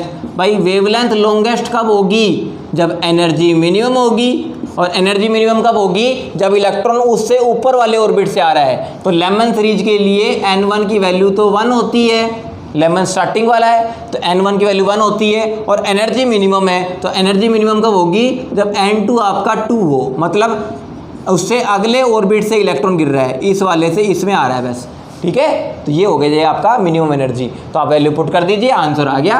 n1 की वैल्यू कितनी है आपकी बार 1, और n2 की वैल्यू कितनी है 2 का स्क्वायर, तो 1 माइनस 1/4 क्या होता है 3/4, तो 1 बाई लैम्डा हो गया r इंटू 3/4, तो लैम्डा क्या हो जाएगा 4/3r, आंसर आ गया। देखो कितना आसान था, इजी था ना। तो आप इसको आसानी से कैलकुलेट कर सकते हो। तो ऐसे क्वेश्चन आपको हाइड्रोजन स्पेक्ट्रम में मिस बिल्कुल नहीं करने हैं, डायरेक्ट क्वेश्चन आते हैं स्ट्रेट फॉरवर्ड। तो ये हो गया आपका हाइड्रोजन स्पेक्ट्रम। अब बात करते हैं, अब देखो लेक्चर कितने टाइम का हो गया, पर चेक करो, लेक्चर आपका 51 मिनट्स का हो गया है। 51 मिनट आपके बहुत इंपॉर्टेंट थे, बेसिक फंडामेंटल, यहाँ से क्वेश्चन बहुत ज़्यादा आते हैं, फोटोइलेक्ट्रिक इफेक्ट से, प्लांट्स क्वांटम थ्योरी से। अब हमारे चैप्टर का सबसे बेस पीक पॉइंट स्टार्ट होता है, जहाँ से सबसे ज़्यादा क्वेश्चन पूछे जाते हैं, bourse model, dual nature, Heisenberg, Schrödinger, quantum numbers, electronic configuration. अब इन अगले 51 मिनट में इनके ऊपर कमांड लेते हैं। चलिए 1 बाय 1 स्टार्ट करते हैं। सबसे पहले लेते हैं बोर्स मॉडल। और अब तक आपको लेक्चर कैसा लगा, फंडामेंटल क्लियर हुए होंगे, then hit the like button. और मैं आपको एश्योरिटी देता हूं, इस पूरे लेक्चर होने के बाद आप नीट का क्वेश्चन पेपर उठाना प्रीवियस ईयर के और करने की कोशिश करना, आपके सारे क्वेश्चन डेफिनेटली फंडामेंटल सोल्व हो जाएंगे, लेकिन पूरा लेक्चर देखने के बाद, ठीक है। चलिए अब क्या करते हैं, बोर्स मॉडल पढ़ते हैं। बोर्स मॉडल, ठीक है, ये सीक्वेंस रहेगा अपना, इसको मिटा देते हैं, अब याद रखना सीक्वेंस को। चलिए बोर्स मॉडल की बात करते हैं बेटा, ठीक है। मोटिवेशन बहुत ज़रूरी है बोर्स मॉडल के लिए, क्योंकि यहाँ से क्वेश्चन बहुत इंटरेस्टिंग आएगा। देखो मैंने आपको 3 बातें बताई थी, याद हो तो। पहली बात तो Bohr's model, it is applicable for single electron system. याद रखना, मतलब ऐसे एटम पे एप्लीकेबल होगा जिसमें एक इलेक्ट्रॉन आता है। मतलब सिंगल इलेक्ट्रॉन सिस्टम का मतलब हाइड्रोजन एटम, क्योंकि हाइड्रोजन एटम के अंदर एक इलेक्ट्रॉन होता है, और हाइड्रोजन लाइक एटम, हाइड्रोजन के जैसे एटम। और हाइड्रोजन के जैसे एटम कौन से होंगे, आइसो इलेक्ट्रॉनिक। जैसे हीलियम के पास 2 इलेक्ट्रॉन होते हैं, पॉजिटिव कर देंगे तो 1 इलेक्ट्रॉन हो जाएगा। लिथियम के पास 3 इलेक्ट्रॉन होते हैं, 2 पॉजिटिव कर देंगे तो 1 इलेक्ट्रॉन हो जाएगा। बेरिलियम के पास 4 इलेक्ट्रॉन होते हैं, 3 पॉजिटिव कर देंगे तो 3 इलेक्ट्रॉन हो जाएंगे, 1 इलेक्ट्रॉन। तो ये तीनों एक्सेट्रा कर दिया। इन तीनों स्पीसीज को क्या बोलेंगे, iso electronic with hydrogen atom. ये हाइड्रोजन एटम के साथ आइसोइलेक्ट्रॉनिक है। इनका भले ही एटॉमिक नंबर अलग अलग है, जेड की वैल्यू 1 है, 2 है, 3 है, 4 है, जेड की वैल्यू अलग अलग है, लेकिन सब में इलेक्ट्रॉन सब में कितना है, 1 है। तो bourse model is applicable for the single electron system, hydrogen atom and hydrogen like atoms. ठीक है, तो this is failed in case of multi electron system. Apply नहीं करना है इसको। दूसरी बात, बोर्स का मॉडल मैंने बोला था it was based on the Planck's quantum theory. कुछ इंपॉर्टेंट पॉइंट आपको पता होना चाहिए। बोर्स मॉडल प्लैंक की क्वांटम थ्योरी पर बेस्ड था, और सबसे important it defines the particle nature of the electron. ये इलेक्ट्रॉन का पार्टिकल नेचर को बताता है। तो ये 3 इंपॉर्टेंट पॉइंट याद रखना। अब बोर्स मॉडल के सबसे इंपॉर्टेंट पोस्टुलेट पढ़ते हैं और वहां से स्ट्रेट फॉरवर्ड क्वेश्चन डिस्कस करेंगे। चलिए देखते हैं postulates of the Bohr's model. तो बड़े देखो, ये इस लेक्चर के बाद आप पानी पी लीजिए, आराम से फ्रेशन अप हो जाइए, क्योंकि यहाँ से लेक्चर जो स्टार्ट होता है वो चैप्टर की बहुत ही ब्रह्मास्त्र है, पीक स्टेज पे ले जाएंगे लेक्चर को। बहुत इंटरेस्टिंग लेक्चर यहाँ से स्टार्ट होता है। ठीक है, तो चलिए यहाँ से स्टार्ट करते हैं। पहला पोस्टुलेट दिया गया था। देखो, पोस्टुलेट तो और भी आए थे बोर्स मॉडल के, लेकिन वो थ्योरेटिकल थे, वो उसको पढ़ने की कोई नीड नहीं है, वहाँ से क्वेश्चन भी जनरेट नहीं होंगे। जैसे बोर्स ने कहा था कि electrons are revolving around the nucleus in the fixed circular path, और उन फिक्स्ड सर्कुलर पाथ को ऑर्बिट कहा गया था। पर हर ऑर्बिट में क्या होती है, एक फिक्स एनर्जी होती है। हर ऑर्बिट में इलेक्ट्रॉन की एनर्जी फिक्स होती है। उनको क्वांटाइज एनर्जी लेवल बोला गया था, फिक्स्ड एनर्जी लेवल बोला गया था, स्टेशनरी एनर्जी लेवल बोला गया था, तो मेन एनर्जी लेवल बोला गया था।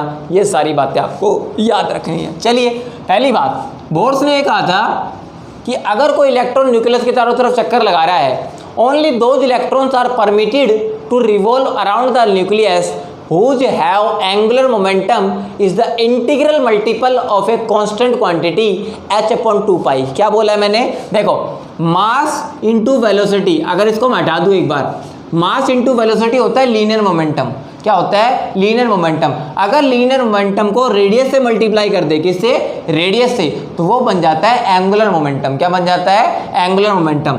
तो angular momentum of an electron around the nucleus is the integral multiple of a constant quantity h upon 2 पाई। तो यानी कि इंटीग्रल तो हो गया h, और h अपॉन 2 पाई होगी ये कांस्टेंट क्वांटिटी। ठीक है, n हो गया आपका नंबर ऑफ ऑर्बिट। जैसे फर्स्ट ऑर्बिट के लिए n की वैल्यू 1 पुट करोगे, सेकंड ऑर्बिट के लिए n की वैल्यू 2 पुट करोगे, थर्ड ऑर्बिट के लिए n की वैल्यू 3 पुट करोगे। मतलब अगर कोई इलेक्ट्रॉन सेकंड ऑर्बिट में चक्कर लगा रहा है तो उसका एंगुलर मोमेंटम पता कितना होना चाहिए। आप यहाँ पर n की वैल्यू 2 पुट करो सेकंड ऑर्बिट के लिए, तो 2h अपॉन 2 पाई, 2 से 2 कैंसिल हो गया, तो h अपॉन पाई। h होता है आपका प्लैंक्स कांस्टेंट, और पाई से आप डिवाइड कर लेंगे। उतना एंगुलर मोमेंटम अगर इलेक्ट्रॉन के अंदर है तो वो इलेक्ट्रॉन को परमिशन मिलेगी कि भाई तू सेकंड ऑर्बिट में चक्कर लगाता रहे। ठीक है, अगर कोई इलेक्ट्रॉन फर्स्ट ऑर्बिट में चक्कर लगाना चाहता है तो उसका एंगुलर मोमेंटम n की वैल्यू 1 पुट करो, तो h अपॉन 2 पाई। तो अगर किसी इलेक्ट्रॉन का एंगुलर मोमेंटम h अपॉन 2 पाई है तो भाई उसको परमिशन मिलेगी कि भाई तू एक फर्स्ट ऑर्बिट में चक्कर लगाता रहे, क्योंकि तेरा angular momentum h upon 2 pi के बराबर है। This is the very interesting. तो क्या था पहला पोस्टुलेट, कि only those electrons are permitted to revolve around the nucleus whose have angular momentum is the integral multiple of the constant quantity h upon 2 pi। ठीक है, this is a very interesting. चलो, ये हो गया पहला postulate. दूसरे की बात करते हैं। बोर ने nth ऑर्बिट की रेडियस निकालने का फार्मूला बताया। मतलब इलेक्ट्रॉन अगर फर्स्ट ऑर्बिट में चक्कर लगा रहा है, सेकंड ऑर्बिट में चक्कर लगा रहा है, थर्ड ऑर्बिट में चक्कर लगा रहा है, तो एटम की रेडियस क्या होगी, nth ऑर्बिट की रेडियस, उसका निकालने का फार्मूला बोर ने बताया।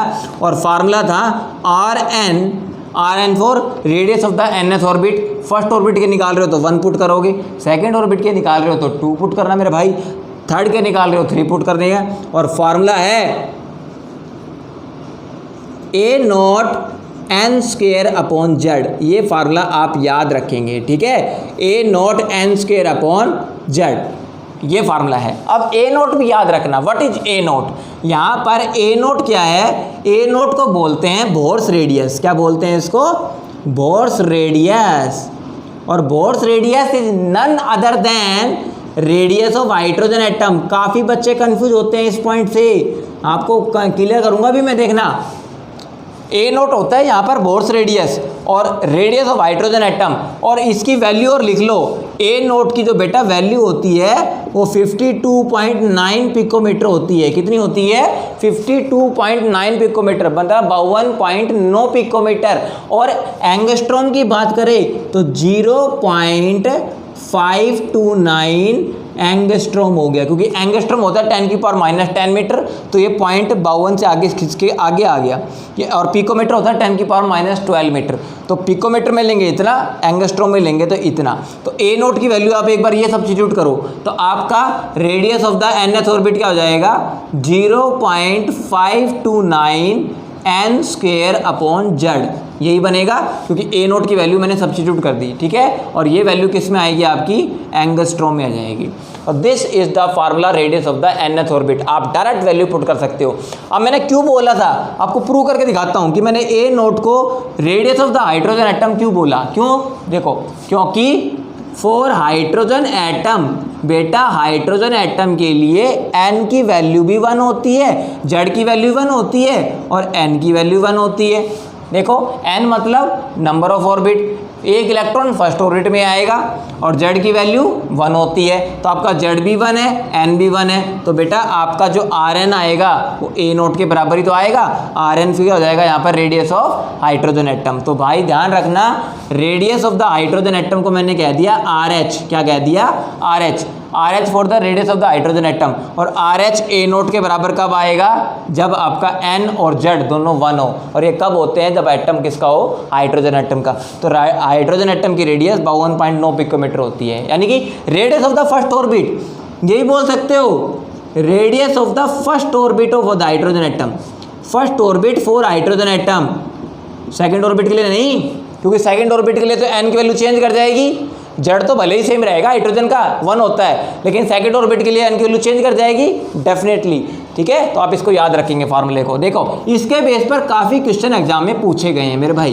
पहला क्वेश्चन सुनो, जैसे आपसे एग्जामिनर कह दे कि radius of the first orbit, और फर्स्ट ऑर्बिट को ग्राउंड स्टेट कहते हैं, ध्यान रखना। फर्स्ट ऑर्बिट को क्या कहते हैं? Ground state. आपसे कंफ्यूज कर सकता है, आपसे कहते हैं radius of the ground state, यानी कि फर्स्ट ऑर्बिट इज 0.53 एंगस्ट्रॉम। 0.529 को मैं 0.53 एंगस्ट्रॉम लिख रहा हूँ, ये क्वेश्चन नीट में आया हुआ है। आपसे कह दे what is the radius of the second orbit, आपसे कह दे सेकंड ऑर्बिट की रेडियस निकालो। किसकी रेडियस निकालो? सेकंड ऑर्बिट की। तो भाई, और किसके लिए? For hydrogen atom.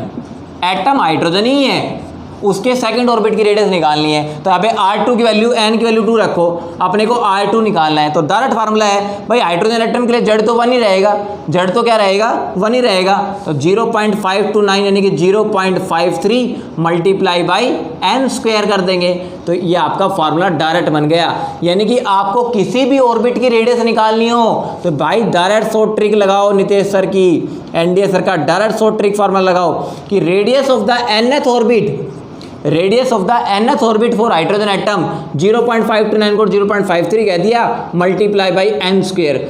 R2 निकालना चाह रहे हो तो 2 का स्क्वायर, R3 मतलब थर्ड ऑर्बिट के निकालने जा रहे हो तो 3 का स्क्वायर, फोर्थ ऑर्बिट के निकालने जा रहे हो तो 4th का स्क्वायर, ठीक है। तो इसका आंसर कितना आएगा? 0.53 मल्टीप्लाई बाई 4, 2.12 एंगस्ट्रॉम आ गया फर्स्ट ऑर्बिट की रेडियस। बोलो आ गया कि नहीं आ गया? डेफिनेटली बहुत आसान क्वेश्चन है। इसका मतलब ये आपको डायरेक्ट फार्मूला मिल गया भाई, इसको भूल मत जाना, ठीक है। और नितेश सर को भी भूल मत जाना भाई। तो ये हो गया, this is the short trick किसके लिए? For radius of nth orbit, लेकिन किसके लिए? फॉर हाइड्रोजन एटम, क्योंकि हाइड्रोजन एटम के लिए नीचे जेड की वैल्यू 1 रहेगी, उसके लिए चेंज नहीं करेगी, बस n स्क्वायर से मल्टीप्लाई करके देख लेना, आंसर आ जाएगा, ठीक है। तो आपको याद रखना है। और कई बार फॉर्मूले पूछ लेते हैं कि रेडियस ऑफ nth ऑर्बिट की रेडियस क्या होती है, तो वो होती है a not n square, a not n square hydrogen atom के लिए, क्योंकि a नॉट की वैल्यू ये रही 0.53, n स्क्वायर से मल्टीप्लाई कर देते हैं। और Rn का फार्मूला पूछ लेते हैं कई बार, Rn का फार्मूला होता है a not n square upon Z, ये वैल्यू भी आप याद रखेंगे। ये क्वेश्चन आया हुआ है डायरेक्टली प्रोपोर्शनल, ठीक है। Rn n स्क्वायर के डायरेक्टली प्रोपोर्शनल है, ठीक है, आप आसानी से निकाल लेंगे। और a नॉट होता है radius of the hydrogen atom, radius of the hydrogen atom 0.529, ठीक है। ये ट्रिक याद रखना। अब करके देख लेना, जेईई मेंस नीट के क्वेश्चन रेडियस वाले गलत नहीं होंगे आपके, मैं श्योरिटी देता हूँ आपको। चलो थर्ड पोस्टुलेट पे आ जाओ, बहुत इंटरेस्टिंग है भाई। बोर ने बताया एक इलेक्ट्रॉन किस ऑर्बिट में चक्कर लगा रहा है, उस इलेक्ट्रॉन की एनर्जी कितनी होगी, energy of the electron in nth orbit. इसका निकालने का फार्मूला बोर ने दिया En से, क्या दिया, -1.312 into 10⁶ Z² upon n² joule पर मोल। ये एनर्जी का फार्मूला था nth सेल में। फर्स्ट ऑर्बिट में निकाल रहे हैं तो n की वैल्यू 1, सेकेंड ऑर्बिट में निकाल रहे हैं तो n की वैल्यू 2। यहाँ पर n2 पुट करोगे तो यहाँ पे 2 आएगा, यहाँ 3 पुट करोगे तो 3 आएगा, और हाइड्रोजन एटम के लिए Z की वैल्यू क्या रहेगी, 1 रहेगी। तो आपको याद रखना है फॉर हाइड्रोजन एटम एनर्जी का फार्मूला बता देता हूँ। तो En एनर्जी का formula, energy for the hydrogen atom. तो हाइड्रोजन एटम के लिए आपका Z भी 1 होता है और N भी 1 होता है। तो energy of the hydrogen atom कितनी आती है, -1.312 इंटू 10⁶ जूल पर मोल। ये याद रखना, क्योंकि Z और N तो 1 हो गया, ये आएगी एनर्जी। तो एनर्जी ऑफ हाइड्रोजन एटम भूलना मत अब, ठीक है। अब देखो कई बार यूनिट में कन्वर्जन करने के बेस पर न्यूमेरिकल बहुत इंटरेस्टिंग हो जाते हैं, केवल यूनिट में कन्वर्जन करेंगे तो। जूल पर मोल में फार्मूला ये आ रहा है, इसको किलो जूल पर मोल में बनाएंगे तो energy of the electron in the nth orbit वो हो जाएगा -1312 Z² upon n² kilo joule पर मोल। वो जूल से हो जाएगा किलो जूल। तो आप भाई ये याद रखना, फार्मूला बहुत इंटरेस्टिंग है, डायरेक्ट क्वेश्चन इसके ऊपर आया हुआ है, ठीक है, अभी करवाऊंगा, ठीक है। ये हो गया आपका En निकालने का फार्मूला। और आगे चलो, energy of the electron in the nth orbit एक होता है -13.6 Z² अपॉन n²। ये फार्मूला आता है आपका इलेक्ट्रॉन वोल्ट पर एटम के अंदर, इलेक्ट्रॉन वोल्ट पर एटम। ये फार्मूला बहुत इंटरेस्टिंग है, मतलब Z² अपॉन n² सब में आएगा, ठीक है। यानी कि energy of the nth orbit it is inversely proportional to n²। n² की इनवर्सली प्रोपोर्शनल है, ये फार्मूला याद रखना, क्योंकि Z की वैल्यू तो हाइड्रोजन एटम के लिए 1 होती है, ठीक है। ये पॉइंट आप याद रखना। अब एक फार्मूला और आता है कि energy of the electron in nth orbit -2.18 into 10⁻⁻18। यहाँ भी 18, यहाँ भी 18, और ये होता है Z² अपॉन n², और ये होता है बेटा लास्ट जूल पर एटम। वो इलेक्ट्रॉन वोल्ट पर एटम है और ये जूल पर एटम है। तो ये 3 फार्मूले मेनली याद रखना, एक किलो जूल पर मोल वाला मेन है और एक ये वाला मेन है। ये 2 फार्मूले मेन है, ये वाला और ये वाला, इससे ज़्यादा क्वेश्चन पूछे जाते हैं, ठीक है। ये आप याद रखेंगे। तो this is the very interesting fundamental. चलिए अब आगे बात करते हैं। तो आगे आपको फंडर जो स्क्रीनशॉट ले लीजिए, और मैंने आपको बोला था कॉपी पेन लेकर बैठे हो भाई, नोट करते रहो साथ साथ, ठीक है। ये हो गया। और एनर्जी ऑफ हाइड्रोजन एटम ये होता है। चलो अब देखिए, बहुत इंटरेस्टिंग फंडामेंटल निकाल करके लाते हैं। आपको मैं डायरेक्ट फार्मूला देता हूं एनर्जी। आपसे कह दे आपको एनर्जी निकालनी है ऑफ हाइड्रोजन लाइक एटम्स की। किसकी? हाइड्रोजन लाइक एटम्स की। अब देखो हाइड्रोजन लाइक एटम्स की एनर्जी निकालनी है इलेक्ट्रॉन की। तो हाइड्रोजन लाइक एटम कौन होते हैं? He पॉजिटिव, लिथियम +2 और आपका बेरिलियम +3। तो मेरे भाई आप एक बात यहाँ पे नोटिस करना बहुत इंटरेस्टिंग, कि एनर्जी निकाल रहे हैं हाइड्रोजन लाइक एटम्स की। तो हाइड्रोजन लाइक एटम की एनर्जी निकालेंगे हाइड्रोजन लाइक एटम की, तो भाई जड़ तो वेरी करेगा, क्योंकि जड़ तो सबका अलग अलग है। एन की वैल्यू सेम रहेगी, एन की वैल्यू क्या रहेगी? सेम रहेगी, क्योंकि ये तीनों स्पीसीज के अंदर इलेक्ट्रॉन तो एक ही आएगा ना, इलेक्ट्रॉन तो एक ही आएगा, और इलेक्ट्रॉन एक आएगा तो फर्स्ट ऑर्बिट में भरा जाएगा, और हाइड्रोजन के लिए भी इलेक्ट्रॉन फर्स्ट ऑर्बिट में आता है, तो एन तो सेम रहेगा, जेड वेरी करेगा। तो आपको फार्मूला मिल गया कि एनर्जी आपको निकालनी है हाइड्रोजन लाइक एटम की। लिख लो, बहुत इंपॉर्टेंट ट्रिक बता रहा हूँ कि energy of the hydrogen like atoms निकालना हो, it is equal to the energy of the hydrogen atom multiply by सीधा जेड स्क्वायर से मल्टीप्लाई कर दो। ठीक है, यही फार्मूला है आपका। देखो ये रहा फार्मूला, आप डायरेक्ट फार्मूला निकाल सकते हो। मान लो आपसे कह दे for lithium +2 energy of electron निकालना है, एनर्जी ऑफ इलेक्ट्रॉन निकालना है लिथियम +2 के लिए कि इलेक्ट्रॉन की एनर्जी कितनी होगी, लिथियम +2। अब देखो लिथियम +2 हाइड्रोजन लाइक एटम है तो n की वैल्यू तो 1 ही रहेगी, n की वैल्यू 1 रहेगी, तो यहाँ पर हाइड्रोजन लाइक एटम की एनर्जी निकाल लो। हाइड्रोजन के एटम की एनर्जी कितनी होती है, देखो हाइड्रोजन एटम के लिए 3 वैल्यू बनेगी बेटा, यहाँ पर लिख दूँ, कहाँ पर लिखूँ, ये देखो 3 वैल्यू बनेगी। Energy of the hydrogen atom की 3 वैल्यू बनेगी। देखो हाइड्रोजन एटम के लिए Z भी1 होता है, N भी1 होता है, तो एक वैल्यू तो बनेगी -1312 किलो जूल पर मोल energy of the hydrogen atom. दूसरी क्या बनेगी, -13.6 इलेक्ट्रॉन वोल्ट। देखो Z और N की वैल्यू तो 1 है, तो -13.6 इलेक्ट्रॉन वोल्ट ये बनेगी। और तीसरी वैल्यू क्या बनेगी बताया था, -2.18 × 10⁻18 ये बनेगी जूल पर एटम। और ये क्या थी, इलेक्ट्रॉन वोल्ट पर एटम, और ये किलो जूल पर मोल। ये 3 वैल्यू ध्यान रखना एनर्जी ऑफ हाइड्रोजन एटम की। तो डायरेक्ट वैल्यू पुट करो एनर्जी ऑफ हाइड्रोजन एटम। मान ले कह दिया हाइड्रोजन एटम की एनर्जी आपको दे दी, आपसे कह दे हाइड्रोजन एटम के लिए एनर्जी है -13.6 इलेक्ट्रॉन वोल्ट, ठीक है। आपसे कह दे लिथियम +2 के लिए इलेक्ट्रॉन एनर्जी निकालो। अब लिथियम +2 क्या है, hydrogen like species, direct put करो -13.6 मल्टीप्लाई बाई लिथियम के लिए Z की वैल्यू बोलो। लिथियम के लिए Z की वैल्यू कितनी होती है, 2, तो 2 का लिथियम के लिए Z की वैल्यू कितनी होती है, 3 का स्क्वायर करो 9, तो 13.6 को भाई 9 से मल्टीप्लाई करके देख लो, ये लिथियम +2 के इलेक्ट्रॉन की एनर्जी आ गई। देखो आया कि नहीं आया समझ में, तो ये डायरेक्ट फार्मूला याद कर लो, energy of the hydrogen like atom it is equal to energy of the hydrogen atom, और हाइड्रोजन एटम की एनर्जी मैंने बता दी, देखो वो रही, और multiply by Z²। This is the direct formula, ठीक है, इसको भूलना मत। अब चलो और बताओ, और फार्मूला निकाल के लाओ, और फार्मूला निकाल के लाते हैं। देखो एक और ट्रिक और नोट करो, ट्रिक पे ट्रिक बताएंगे इंडिया सर आप, और नोट भी कर लेना। एनर्जी में कितना चेंज आएगा, देखो डेल्टा ई एनर्जी में डिफरेंस निकालना हो तो डेल्टा ई भी याद रखना for hydrogen like species. Hydrogen like atom के लिए, हाइड्रोजन लाइक स्पीसीज के लिए डेल्टा ई कैसे निकालेंगे, delta E for the hydrogen multiply by Z²। ये भी ये सेम फार्मूला रहेगा, हाइड्रोजन एटम के लिए एनर्जी और मल्टीप्लाई बाई Z² आएगा। और ये ध्यान रखना फॉर सेम ट्रांजिशन, ये कब होगा, जब ट्रांजिशन आपका सेम है। मान लो एक इलेक्ट्रॉन है, वो हाइड्रोजन के केस में 3rd ऑर्बिट से 1st ऑर्बिट में आ रहा है। किस में आ रहा है, 3rd ऑर्बिट से 1st ऑर्बिट में, यानी कि n की वैल्यू 3 है, यहाँ पर n की वैल्यू 1 है, आ रहा है। और एक मैंने कह दिया एक इलेक्ट्रॉन लिथियम +2 के केस में वो भी आपका 3rd ऑर्बिट से 1st ऑर्बिट में आ रहा है, तो ट्रांजिशन तो दोनों का सेम है, 3rd से 1st, 3rd से 1st, लेकिन लिथियम +2 के लिए Z की वैल्यू अलग होगी और आपकी इसकी वैल्यू अलग होगी, तो एनर्जी आप निकाल सकते हो। डिफरेंस कितना आएगा, डेल्टा ई आपको निकालना आना चाहिए। देखो डेल्टा ई क्या आएगा, 3rd से 1st में आ रहा है ना, तो E3 - E1 आएगा। भाई 3rd से 1st में आ रहा है तो E3 - E1, E3 कैसे निकालोगे, वो भी इंपॉर्टेंट है, अभी सिखाता हूँ आपको निकालना। देखो बहुत ही इंटरेस्टिंग चीज़ें सिखा के जाऊँगा आपको मैं। जैसे मान लो आपको निकालना है E3 की वैल्यू निकालनी है, आपको E2 की वैल्यू बतानी है, E3 की वैल्यू बतानी है, E4 की वैल्यू बतानी है।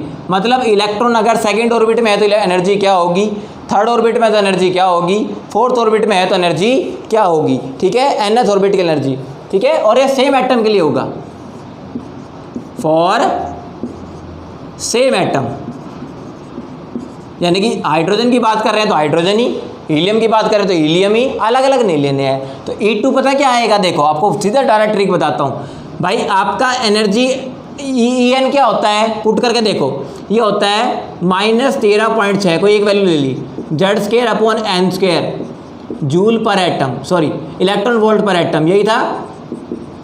तो आप एटम एक ही है, एटम आपका एक ही है। जैसे मैं हाइड्रोजन एटम की बात कर रहा हूँ, हाइड्रोजन एटम की बात कर रहा हूँ, तो हाइड्रोजन एटम के लिए Z तो 1 ही रहेगा, Z तो आपका 1 ही रहेगा। तो आप पहले 1st ऑर्बिट की बात करो, तो आपका E1 क्या आएगा, n की वैल्यू 1 पुट करेंगे, भाई Z तो आपका 1 ही रहेगा, तो इसको तो हटा ही दो, चलो Z² को तो हटा ही दो, n की वैल्यू 1 पुट करेंगे तो 1 का स्क्वायर 1 ही आएगा, तो पहले ऑर्बिट की एनर्जी इतनी आएगी। अब E2 पुट करो, E2 पुट करोगे तो n का स्क्वायर 2 का स्क्वायर करना पड़ेगा, E3 पुट करोगे तो 3 का स्क्वायर करना पड़ेगा, E4 निकालोगे आपको 4 का स्क्वायर करना पड़ेगा। देखो कितना इंटरेस्टिंग फंडामेंटल निकल गया, यानी कि आपको डायरेक्ट फार्मूला मिल गया। आपको En निकालना हो, energy of the electron in the nth orbit, ये क्या हो गया, energy of N electron in nth orbit. nth orbit में इलेक्ट्रॉन की एनर्जी निकालनी हो, और लेकिन किसके लिए, फॉर सेम एटम, एटम आपका एक ही हो, तो उसका फार्मूला हो गया energy of the first orbit divided by n square. क्योंकि फर्स्ट ऑर्बिट के लिए n तो 1 होता है, फर्स्ट ऑर्बिट के लिए n क्या होता है, 1 होता है, बस यही वैल्यू चेंज करती है भाई। फर्स्ट ऑर्बिट के लिए n तो 1 होता है, तो 1 का स्क्वायर करोगे 1 ही आएगा। E2 पुट करोगे तो कितना आएगा, 2 का स्क्वायर। E3 पुट करोगे तो कितना आएगा, 3 का स्क्वायर। तो एक वैल्यू तो ऊपर की फिक्स है ना, E1 तो फिक्स है, तो ये आ जाएगा आपका। और E1 की वैल्यू कितनी है आपको पता होना चाहिए, -13.6, यानी कि energy of the hydrogen atom. भाई हाइड्रोजन एटम के लिए Z भी 1 है और N भी 1 है, तो energy of the hydrogen atom ये E1 ही होता है भाई, याद रखना। Energy of the hydrogen atom क्या होता है, E1, energy of the electron in the first orbit for hydrogen atom. ठीक है, हाँ, अब याद कर लो, ये आ गया, याद लिख लो। En होता है E1/n का होल स्क्वायर, तो आप रख दो। E2 कितना आएगा, E1/2 का स्क्वायर। E3 कितना आएगा, E1/3 का स्क्वायर। E4 कितना आएगा, E1/4 का स्क्वायर। भाई ये डायरेक्ट फार्मूला मिल गया आपको। ठीक है, तो ये तो कितना आएगा, -13.6/4। ये कितना आएगा, -13.6/9। ये कितना आएगा, -13.6/16। आ गया भाई समझ में, कभी गलती नहीं होगी, मैं आपको लिख के दे रहा हूँ। ठीक है, चलो अब निकाल लेना, किसी को भी निकाल के देख लो। अब देखो E3 - E1 निकालना था, E3 - E1, तो E3 की वैल्यू उठाओ पहले, क्या है E3 की वैल्यू कितनी है, कोई भी ले लो, -13.6/3 का स्क्वायर 9, माइनस E1 की वैल्यू -13.6, यहाँ माइनस है तो माइनस माइनस क्या हो जाएगा, प्लस हो जाएगा। तो इस प्रकार इसको सोल्व करोगे तो आपका डेल्टा ई आ जाएगा, क्या जाएगा, डेल्टा ई। और हाइड्रोजन लाइक स्पीसीज के लिए delta E for hydrogen multiply by Z square आप डायरेक्ट निकाल सकते हो। तो this is the very very interesting fundamental. ठीक है, इसको भूलना मत। अब कुछ 2-3 पॉइंट और बता देता हूँ, फिर हम आगे बढ़ते हैं। अब 1-2 पॉइंट और सुनो। कई बार आपको पोटेंशियल एनर्जी पूछ ली जाती है, ठीक है, इलेक्ट्रॉन की पोटेंशियल एनर्जी।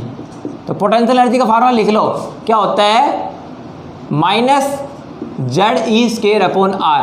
जेड होता है एटॉमिक नंबर, ई होता है इलेक्ट्रॉन का चार्ज, ठीक है, और आर होती है रेडियस। तो ये फार्मूला याद रखेंगे। पोटेंशियल एनर्जी, काइनेटिक एनर्जी का फार्मूला लिख लो। काइनेटिक एनर्जी इलेक्ट्रॉन के निकालनी हो तो वो कितनी होती है, वो होती है 1/2 ZE²/R। काइनेटिक एनर्जी पॉजिटिव होती है, ध्यान रखना। पोटेंशियल एनर्जी नेगेटिव होती है, काइनेटिक एनर्जी आपकी पॉजिटिव होती है, 1/2 ZE²/R। यह बात ध्यान रखना। और आपकी, अब मैं टोटल एनर्जी निकाल रहा हूँ, क्या निकाल रहा हूँ, टी का मतलब टोटल एनर्जी। अब टोटल एनर्जी क्या होती है मेरे भाई, potential energy plus kinetic energy.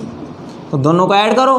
Potential energy कितनी है आपकी, -ZE²/R, प्लस करो 1/2 ZE²/R।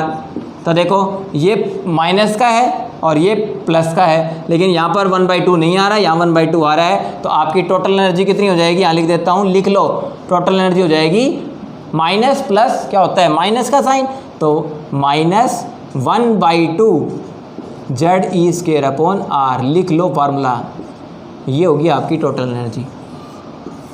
टोटल एनर्जी क्या हो गई, -1/2 ZE²/R। अब आपको रिलेशन बता देता हूँ, देखो रिलेशन लिख लो, डायरेक्ट पेपर में क्वेश्चन आता है। Relation between kinetic energy, potential energy and total energy. भाई काइनेटिक एनर्जी में, पोटेंशियल एनर्जी में, टोटल एनर्जी में क्या रिलेशन है। और कई बार ये भी पूछ लेते हैं, और R = हो जाए, मतलब इन्फिनिटी डिस्टेंस पर क्या पोटेंशियल एनर्जी होती है। तो इन्फिनिटी डिस्टेंस पर R इन्फिनिटी हो जाता है, R इन्फिनिटी हो जाएगा और R इन्फिनिटी हो जाएगा। तो इन्फिनिटी डिस्टेंस पर आपको पता होना चाहिए, मैंने वाला कह दिया R = इन्फिनिटी डिस्टेंस आ गया, और R = इन्फिनिटी हो जाएगा तो 1 और इन्फिनिटी 0 होता है। तो ध्यान रखना, एट R =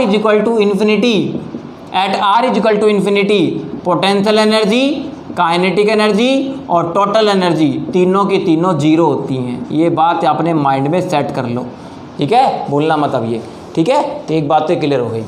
चलो आगे बढ़ो। अब देखो काइनेटिक एनर्जी का फार्मूला ध्यान से देखना, काइनेटिक एनर्जी का फार्मूला है 1/2 Z(E²/R) और टोटल एनर्जी का फार्मूला देखो -1/2 Z(E²/R), मतलब यहाँ साइन माइनस का नहीं आ रहा है, यहाँ साइन माइनस का आ रहा है। इसका मतलब टोटल एनर्जी जो है वो काइनेटिक एनर्जी ही होती है, लेकिन साइन किसका जाता है बाहर, माइनस का जाता है, बाहर साइन किसका जाता है, माइनस का जाता है। तो ये बहुत इंपॉर्टेंट है। या फिर इसको ऐसे ही बोल सकते थे कि काइनेटिक एनर्जी आपकी टोटल एनर्जी होती है, लेकिन बाहर साइन किसका जाता है, माइनस का। ठीक है, ये पॉइंट ध्यान रखना। ये क्वेश्चन आया हुआ है पेपर में, ये क्वेश्चन पेपर में आया हुआ है, आप ध्यान रखना। मान लो आपसे कह दे for an electron in second orbit, एक कोई इलेक्ट्रॉन है सेकेंड ऑर्बिट के अंदर, ठीक है, उसकी आपको टोटल एनर्जी दी हुई है, आपको इलेक्ट्रॉन की एनर्जी दी हुई है, वो है -3.4 इलेक्ट्रॉन वोल्ट सेकेंड ऑर्बिट के अंदर एनर्जी। आपसे कहते हैं उसकी काइनेटिक एनर्जी बताओ, तो फार्मूला लगाना ही नहीं है, आपको इलेक्ट्रॉन की एनर्जी दे रखी है सेकेंड ऑर्बिट में, तो आपको टोटल एनर्जी दी हुई है। एनर्जी का मतलब टोटल एनर्जी, टोटल एनर्जी दी हुई है -3.4 इलेक्ट्रॉन वोल्ट। तो आपको क्या निकालनी है, kinetic energy. Kinetic energy minus total energy कर दो, तो आपका आंसर आ गया kinetic energy equal to -3.4 electron volt. तो काइनेटिक एनर्जी आ गई 3.4 इलेक्ट्रॉन वोल्ट, प्लस का हो जाएगा। ये क्वेश्चन है, देखो कितना इजी मिल गया। मतलब आपको रिलेशन पता है तो क्वेश्चन आपके लिए हलवा हो जाएगा। ये क्वेश्चन नीट ने पूछा हुआ था, बच्चे कंफ्यूज हो गए थे। ठीक है, तो काइनेटिक एनर्जी हो गया। अब एक बात और देखो, पोटेंशियल एनर्जी में आता है -1/2 -Z(E²/R) और टोटल एनर्जी में आता है -1/2 Z(E²/R). इसका मतलब जो आपकी पोटेंशियल एनर्जी है, क्या है पोटेंशियल एनर्जी, वो बेटा -2 ऑफ टोटल एनर्जी के बराबर है। टोटल एनर्जी के 2 मल्टीप्लाई के बराबर है आपकी।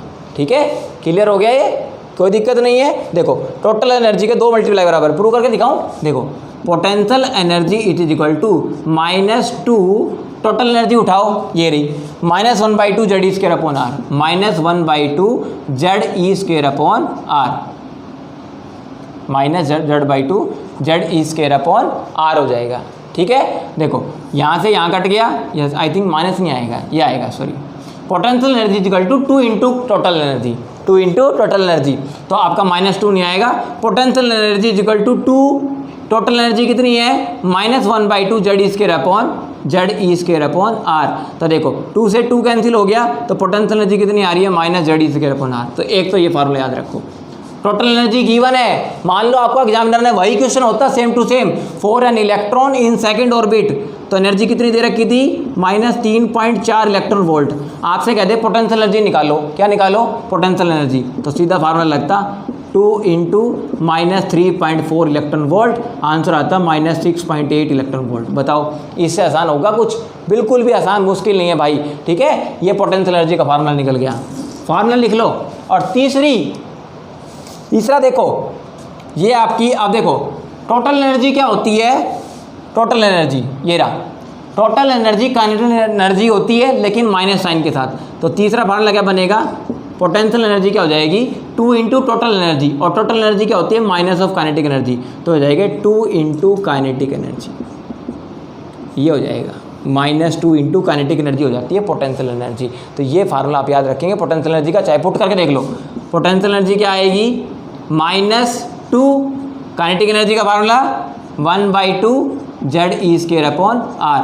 2 से 2 कैंसिल हो गया, तो क्या आ गया -Z(E²/R), और ये फार्मूला किसका है पोटेंशियल एनर्जी का। ठीक है, तो एक ये रिलेशन, एक ये रिलेशन और एक ये रिलेशन, तीनों याद रखो। काइनेटिक एनर्जी टोटल एनर्जी होती है लेकिन माइनस साइन के साथ, टोटल एनर्जी दे रखी है तो काइनेटिक एनर्जी पॉजिटिव में आएगी। तो potential energy 2 into kinetic energy, ध्यान रखना potential energy it is always negative, ध्यान रखना टोटल एनर्जी ऑलवेज पॉजिटिव, और पोटेंशियल और काइनेटिक जोड़ेंगे तो टोटल एनर्जी भी ऑलवेज नेगेटिव होती है, ध्यान रखना। काइनेटिक एनर्जी पॉजिटिव होती है, बाकी पोटेंशियल और टोटल नेगेटिव होती है। ये आपको फार्मूला दे दिए, तीनों अप्लाई करके देख लेना, कभी क्वेश्चन गलत नहीं होगा बोर्स मॉडल के रिगार्डिंग एनर्जी निकालने में। ठीक है, तो this is all about the Bohr's model. आपको आई थिंक सारा समझ में आ गया होगा। एक बार आयनाइजेशन एनर्जी निकालना और सिखा देता हूँ आपको। आयनाइजेशन एनर्जी कैसे निकालते हैं, देखो बड़ा ईजी पीजी कॉन्सेप्ट है वो भी। आयनाइजेशन एनर्जी क्या होती है, बड़ा आसान है। आयनाइजेशन एनर्जी होती है, सीधा डायरेक्ट फार्मूला है E इन्फिनिटी माइनस EN। मतलब इलेक्ट्रॉन मान लो फर्स्ट ऑर्बिट से इन्फिनिटी से फर्स्ट ऑर्बिट में आ रहा है, तो आयनाइजेशन एनर्जी कैसे निकालेंगे, तो आयनाइजेशन एनर्जी होती है E इन्फिनिटी माइनस EN। अब आपको देखो EN का फार्मूला पता है, EN का फार्मूला कितना होता है, -13.6 Z² अपॉन n²। याद आया, इलेक्ट्रॉन वोल्ट पर एटम आ गया याद। Energy of the electron in nth orbit, energy of the electron in nth orbit का फार्मूला क्या होता है, -13.6 Z² अपॉन n²। ये यहाँ पे वैल्यू पुट कर देंगे। देखो E इन्फिनिटी 0 होता है, याद रखना। E इन्फिनिटी कितना होता है, 0।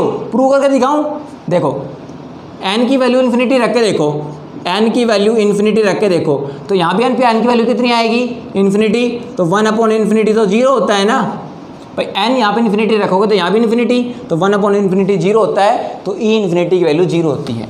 तो E इन्फिनिटी की वैल्यू 0 है, तो आप यहाँ पर वैल्यू पुट करो, तो यहाँ पर आयनाइजेशन एनर्जी कितनी आएगी, ये वैल्यू तो 0 माइनस En की वैल्यू रखो, En की वैल्यू ये वाली है, तो En की वैल्यू ये वाली रखो, -13.6 Z² अपॉन n², ठीक है, और इलेक्ट्रॉन वोल्ट पर एटम ये आएगा।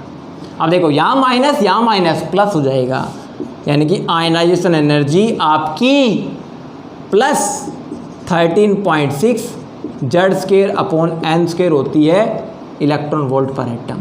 यानी कि अब एक बात नोटिस करो यहाँ से बेटा, कि En की वैल्यू, En निकालते हैं, En वो वैल्यू नेगेटिव आती है, और वही एनर्जी सेम टू सेम आएगी जब आप आयनाइजेशन एनर्जी निकालते हो, पॉजिटिव आएगी। इसका मतलब एक पॉइंट और मिल गया, आपकी आयनाइजेशन एनर्जी वो En ही होता है, ठीक है, लेकिन साइन किसका जाता है बाहर, माइनस का, ठीक है, साइन किसका जाएगा बाहर, माइनस का। तो आपको ध्यान रखना ये वैल्यू मिलेगी, ठीक है। तो आयनाइजेशन एनर्जी आप आसानी से निकाल सकते हो। और हाइड्रोजन लाइक स्पीसीज के लिए निकालनी हो तो देखो, आपको आयनाइजेशन एनर्जी निकालनी है किसके लिए, for hydrogen like species, hydrogen like species के लिए आयनाइजेशन एनर्जी। अब हाइड्रोजन लाइक स्पीसीज के लिए जैसे He positive, lithium +2, beryllium +2, n की वैल्यू तो 1 रहेगी, n की वैल्यू तो क्या रहेगी 1, क्योंकि हाइड्रोजन लाइक स्पीसीज के लिए इलेक्ट्रॉन तो एक ही होगा ना, और इलेक्ट्रॉन एक होगा तो सिंगल इलेक्ट्रॉन सिस्टम के लिए n की वैल्यू 1 होती है। अब n की वैल्यू तो सेम है, लेकिन z वेरी करेगा, क्या वेरी करेगा, z, तो यहाँ पर z वेरी करेगा आपका। तो आयनाइजेशन एनर्जी क्या हो गई, ionization energy of the hydrogen atom multiply by Z²। ये डायरेक्ट फार्मूला मिल गया आपको। ये NDS सर की अगली शॉर्ट ट्रिक है। कितनी शॉर्ट ट्रिक मैंने आपको बता दी, मैंने आपको बोला था वो शॉर्ट ट्रिक है सारी। Kinetic energy, total energy electron ही होता है भाई। ये En जो निकाल रहे हो ना, ये टोटल एनर्जी है। काफ़ी कन्फ्यूजन हो जाएगी बच्चों के माइंड में, भाई ये En टोटल एनर्जी है, मैं लिख देता हूँ, घबराना मत। ये En आपकी टोटल एनर्जी ही है। En क्या है, टोटल एनर्जी, ठीक है, यही हम बार बार डिस्कस कर रहे हैं यहाँ पर। तो आपका आगे ट्रिक यहाँ पर ionization energy hydrogen like species के लिए, ionization energy for the hydrogen, और ionization energy for the hydrogen कितनी होती है, फर्स्ट ऑर्बिट की एनर्जी। किसकी एनर्जी, फर्स्ट ऑर्बिट की आयनाइजेशन एनर्जी। जैसे आप हाइड्रोजन की एनर्जी कितनी निकालते हो फर्स्ट ऑर्बिट के लिए, n और Z 1 होता है, तो -13.6 इलेक्ट्रॉन वोल्ट होता है ना एनर्जी ऑफ हाइड्रोजन। तो माइनस एनर्जी ऑफ हाइड्रोजन है, तो आप आयनाइजेशन एनर्जी निकालोगे कितनी आएगी, प्लस का हो जाएगा 13.6 इलेक्ट्रॉन वोल्ट।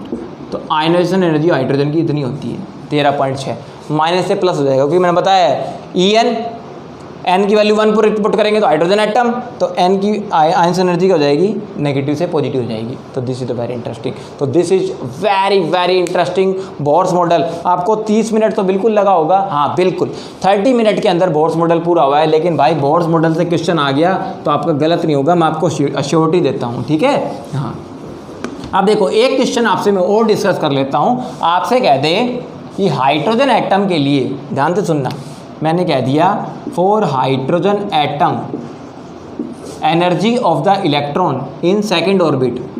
सेकेंड ऑर्बिट में कोई इलेक्ट्रॉन है हाइड्रोजन एटम के लिए, उसकी एनर्जी दे रखी है -1300, आपको दे रखी है, कितनी वैल्यू दे दी है, -312, ठीक है। कितनी वैल्यू दे दी आपको, -312 इलेक्ट्रॉन वोल्ट। ये मान लो इतनी एनर्जी दी मिल आपको। आपसे कहते हैं फोर्थ ऑर्बिट के अंदर इलेक्ट्रॉन चला जाए वो, तो उसकी एनर्जी कितनी होगी।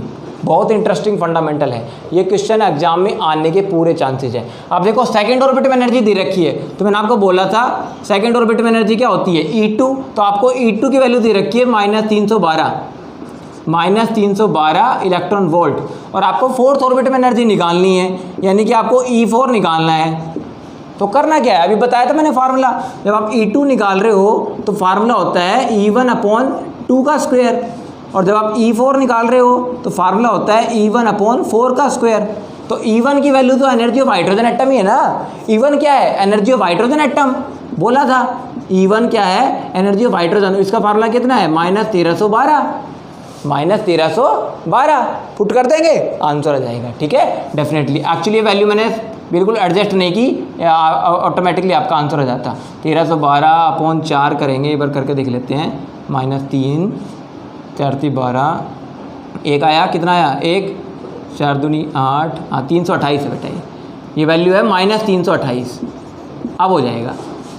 मैंने कह दिया हाइड्रोजन एटम के लिए सेकंड ऑर्बिट के अंदर है, हाइड्रोजन एटम का एक इलेक्ट्रॉन सेकंड ऑर्बिट में है, उसकी एनर्जी -328 इलेक्ट्रॉन वोल्ट है। आपसे कहते हैं वही इलेक्ट्रॉन अगर फोर्थ ऑर्बिट में चला जाए तो इलेक्ट्रॉन की एनर्जी कितनी हो जाएगी। तो देखो E2 दे रखा है आपको, E4 पूछा है, तो E2 का फार्मूला E1/2 का स्क्वायर, E4 का फार्मूला E1/4 का स्क्वायर। लेकिन मैंने बोला था E1 होता है फर्स्ट ऑर्बिट की एनर्जी, और फर्स्ट ऑर्बिट की एनर्जी ऑफ हाइड्रोजन एटम होती है। तो E1 की वैल्यू तो होती है, हमें पता है -1312 इलेक्ट्रॉन वोल्ट होती है ना, तो E1 की वैल्यू पता है, तो E2 निकाल लो -1312/4, E2 आ गया, दे रखा यही है।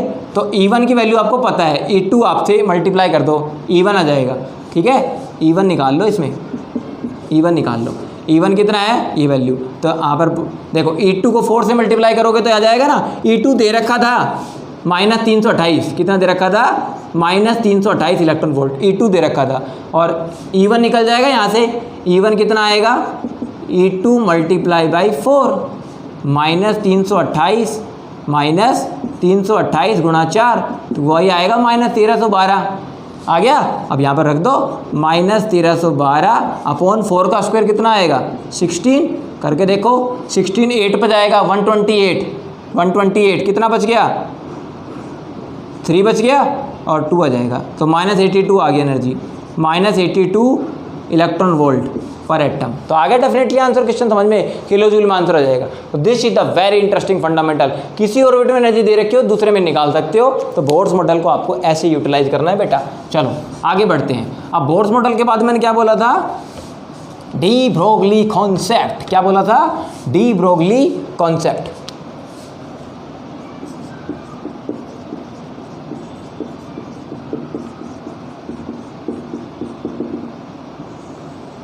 देखो डी ब्रोगली ने एक बात कही थी, डुअल नेचर ऑफ मैटर।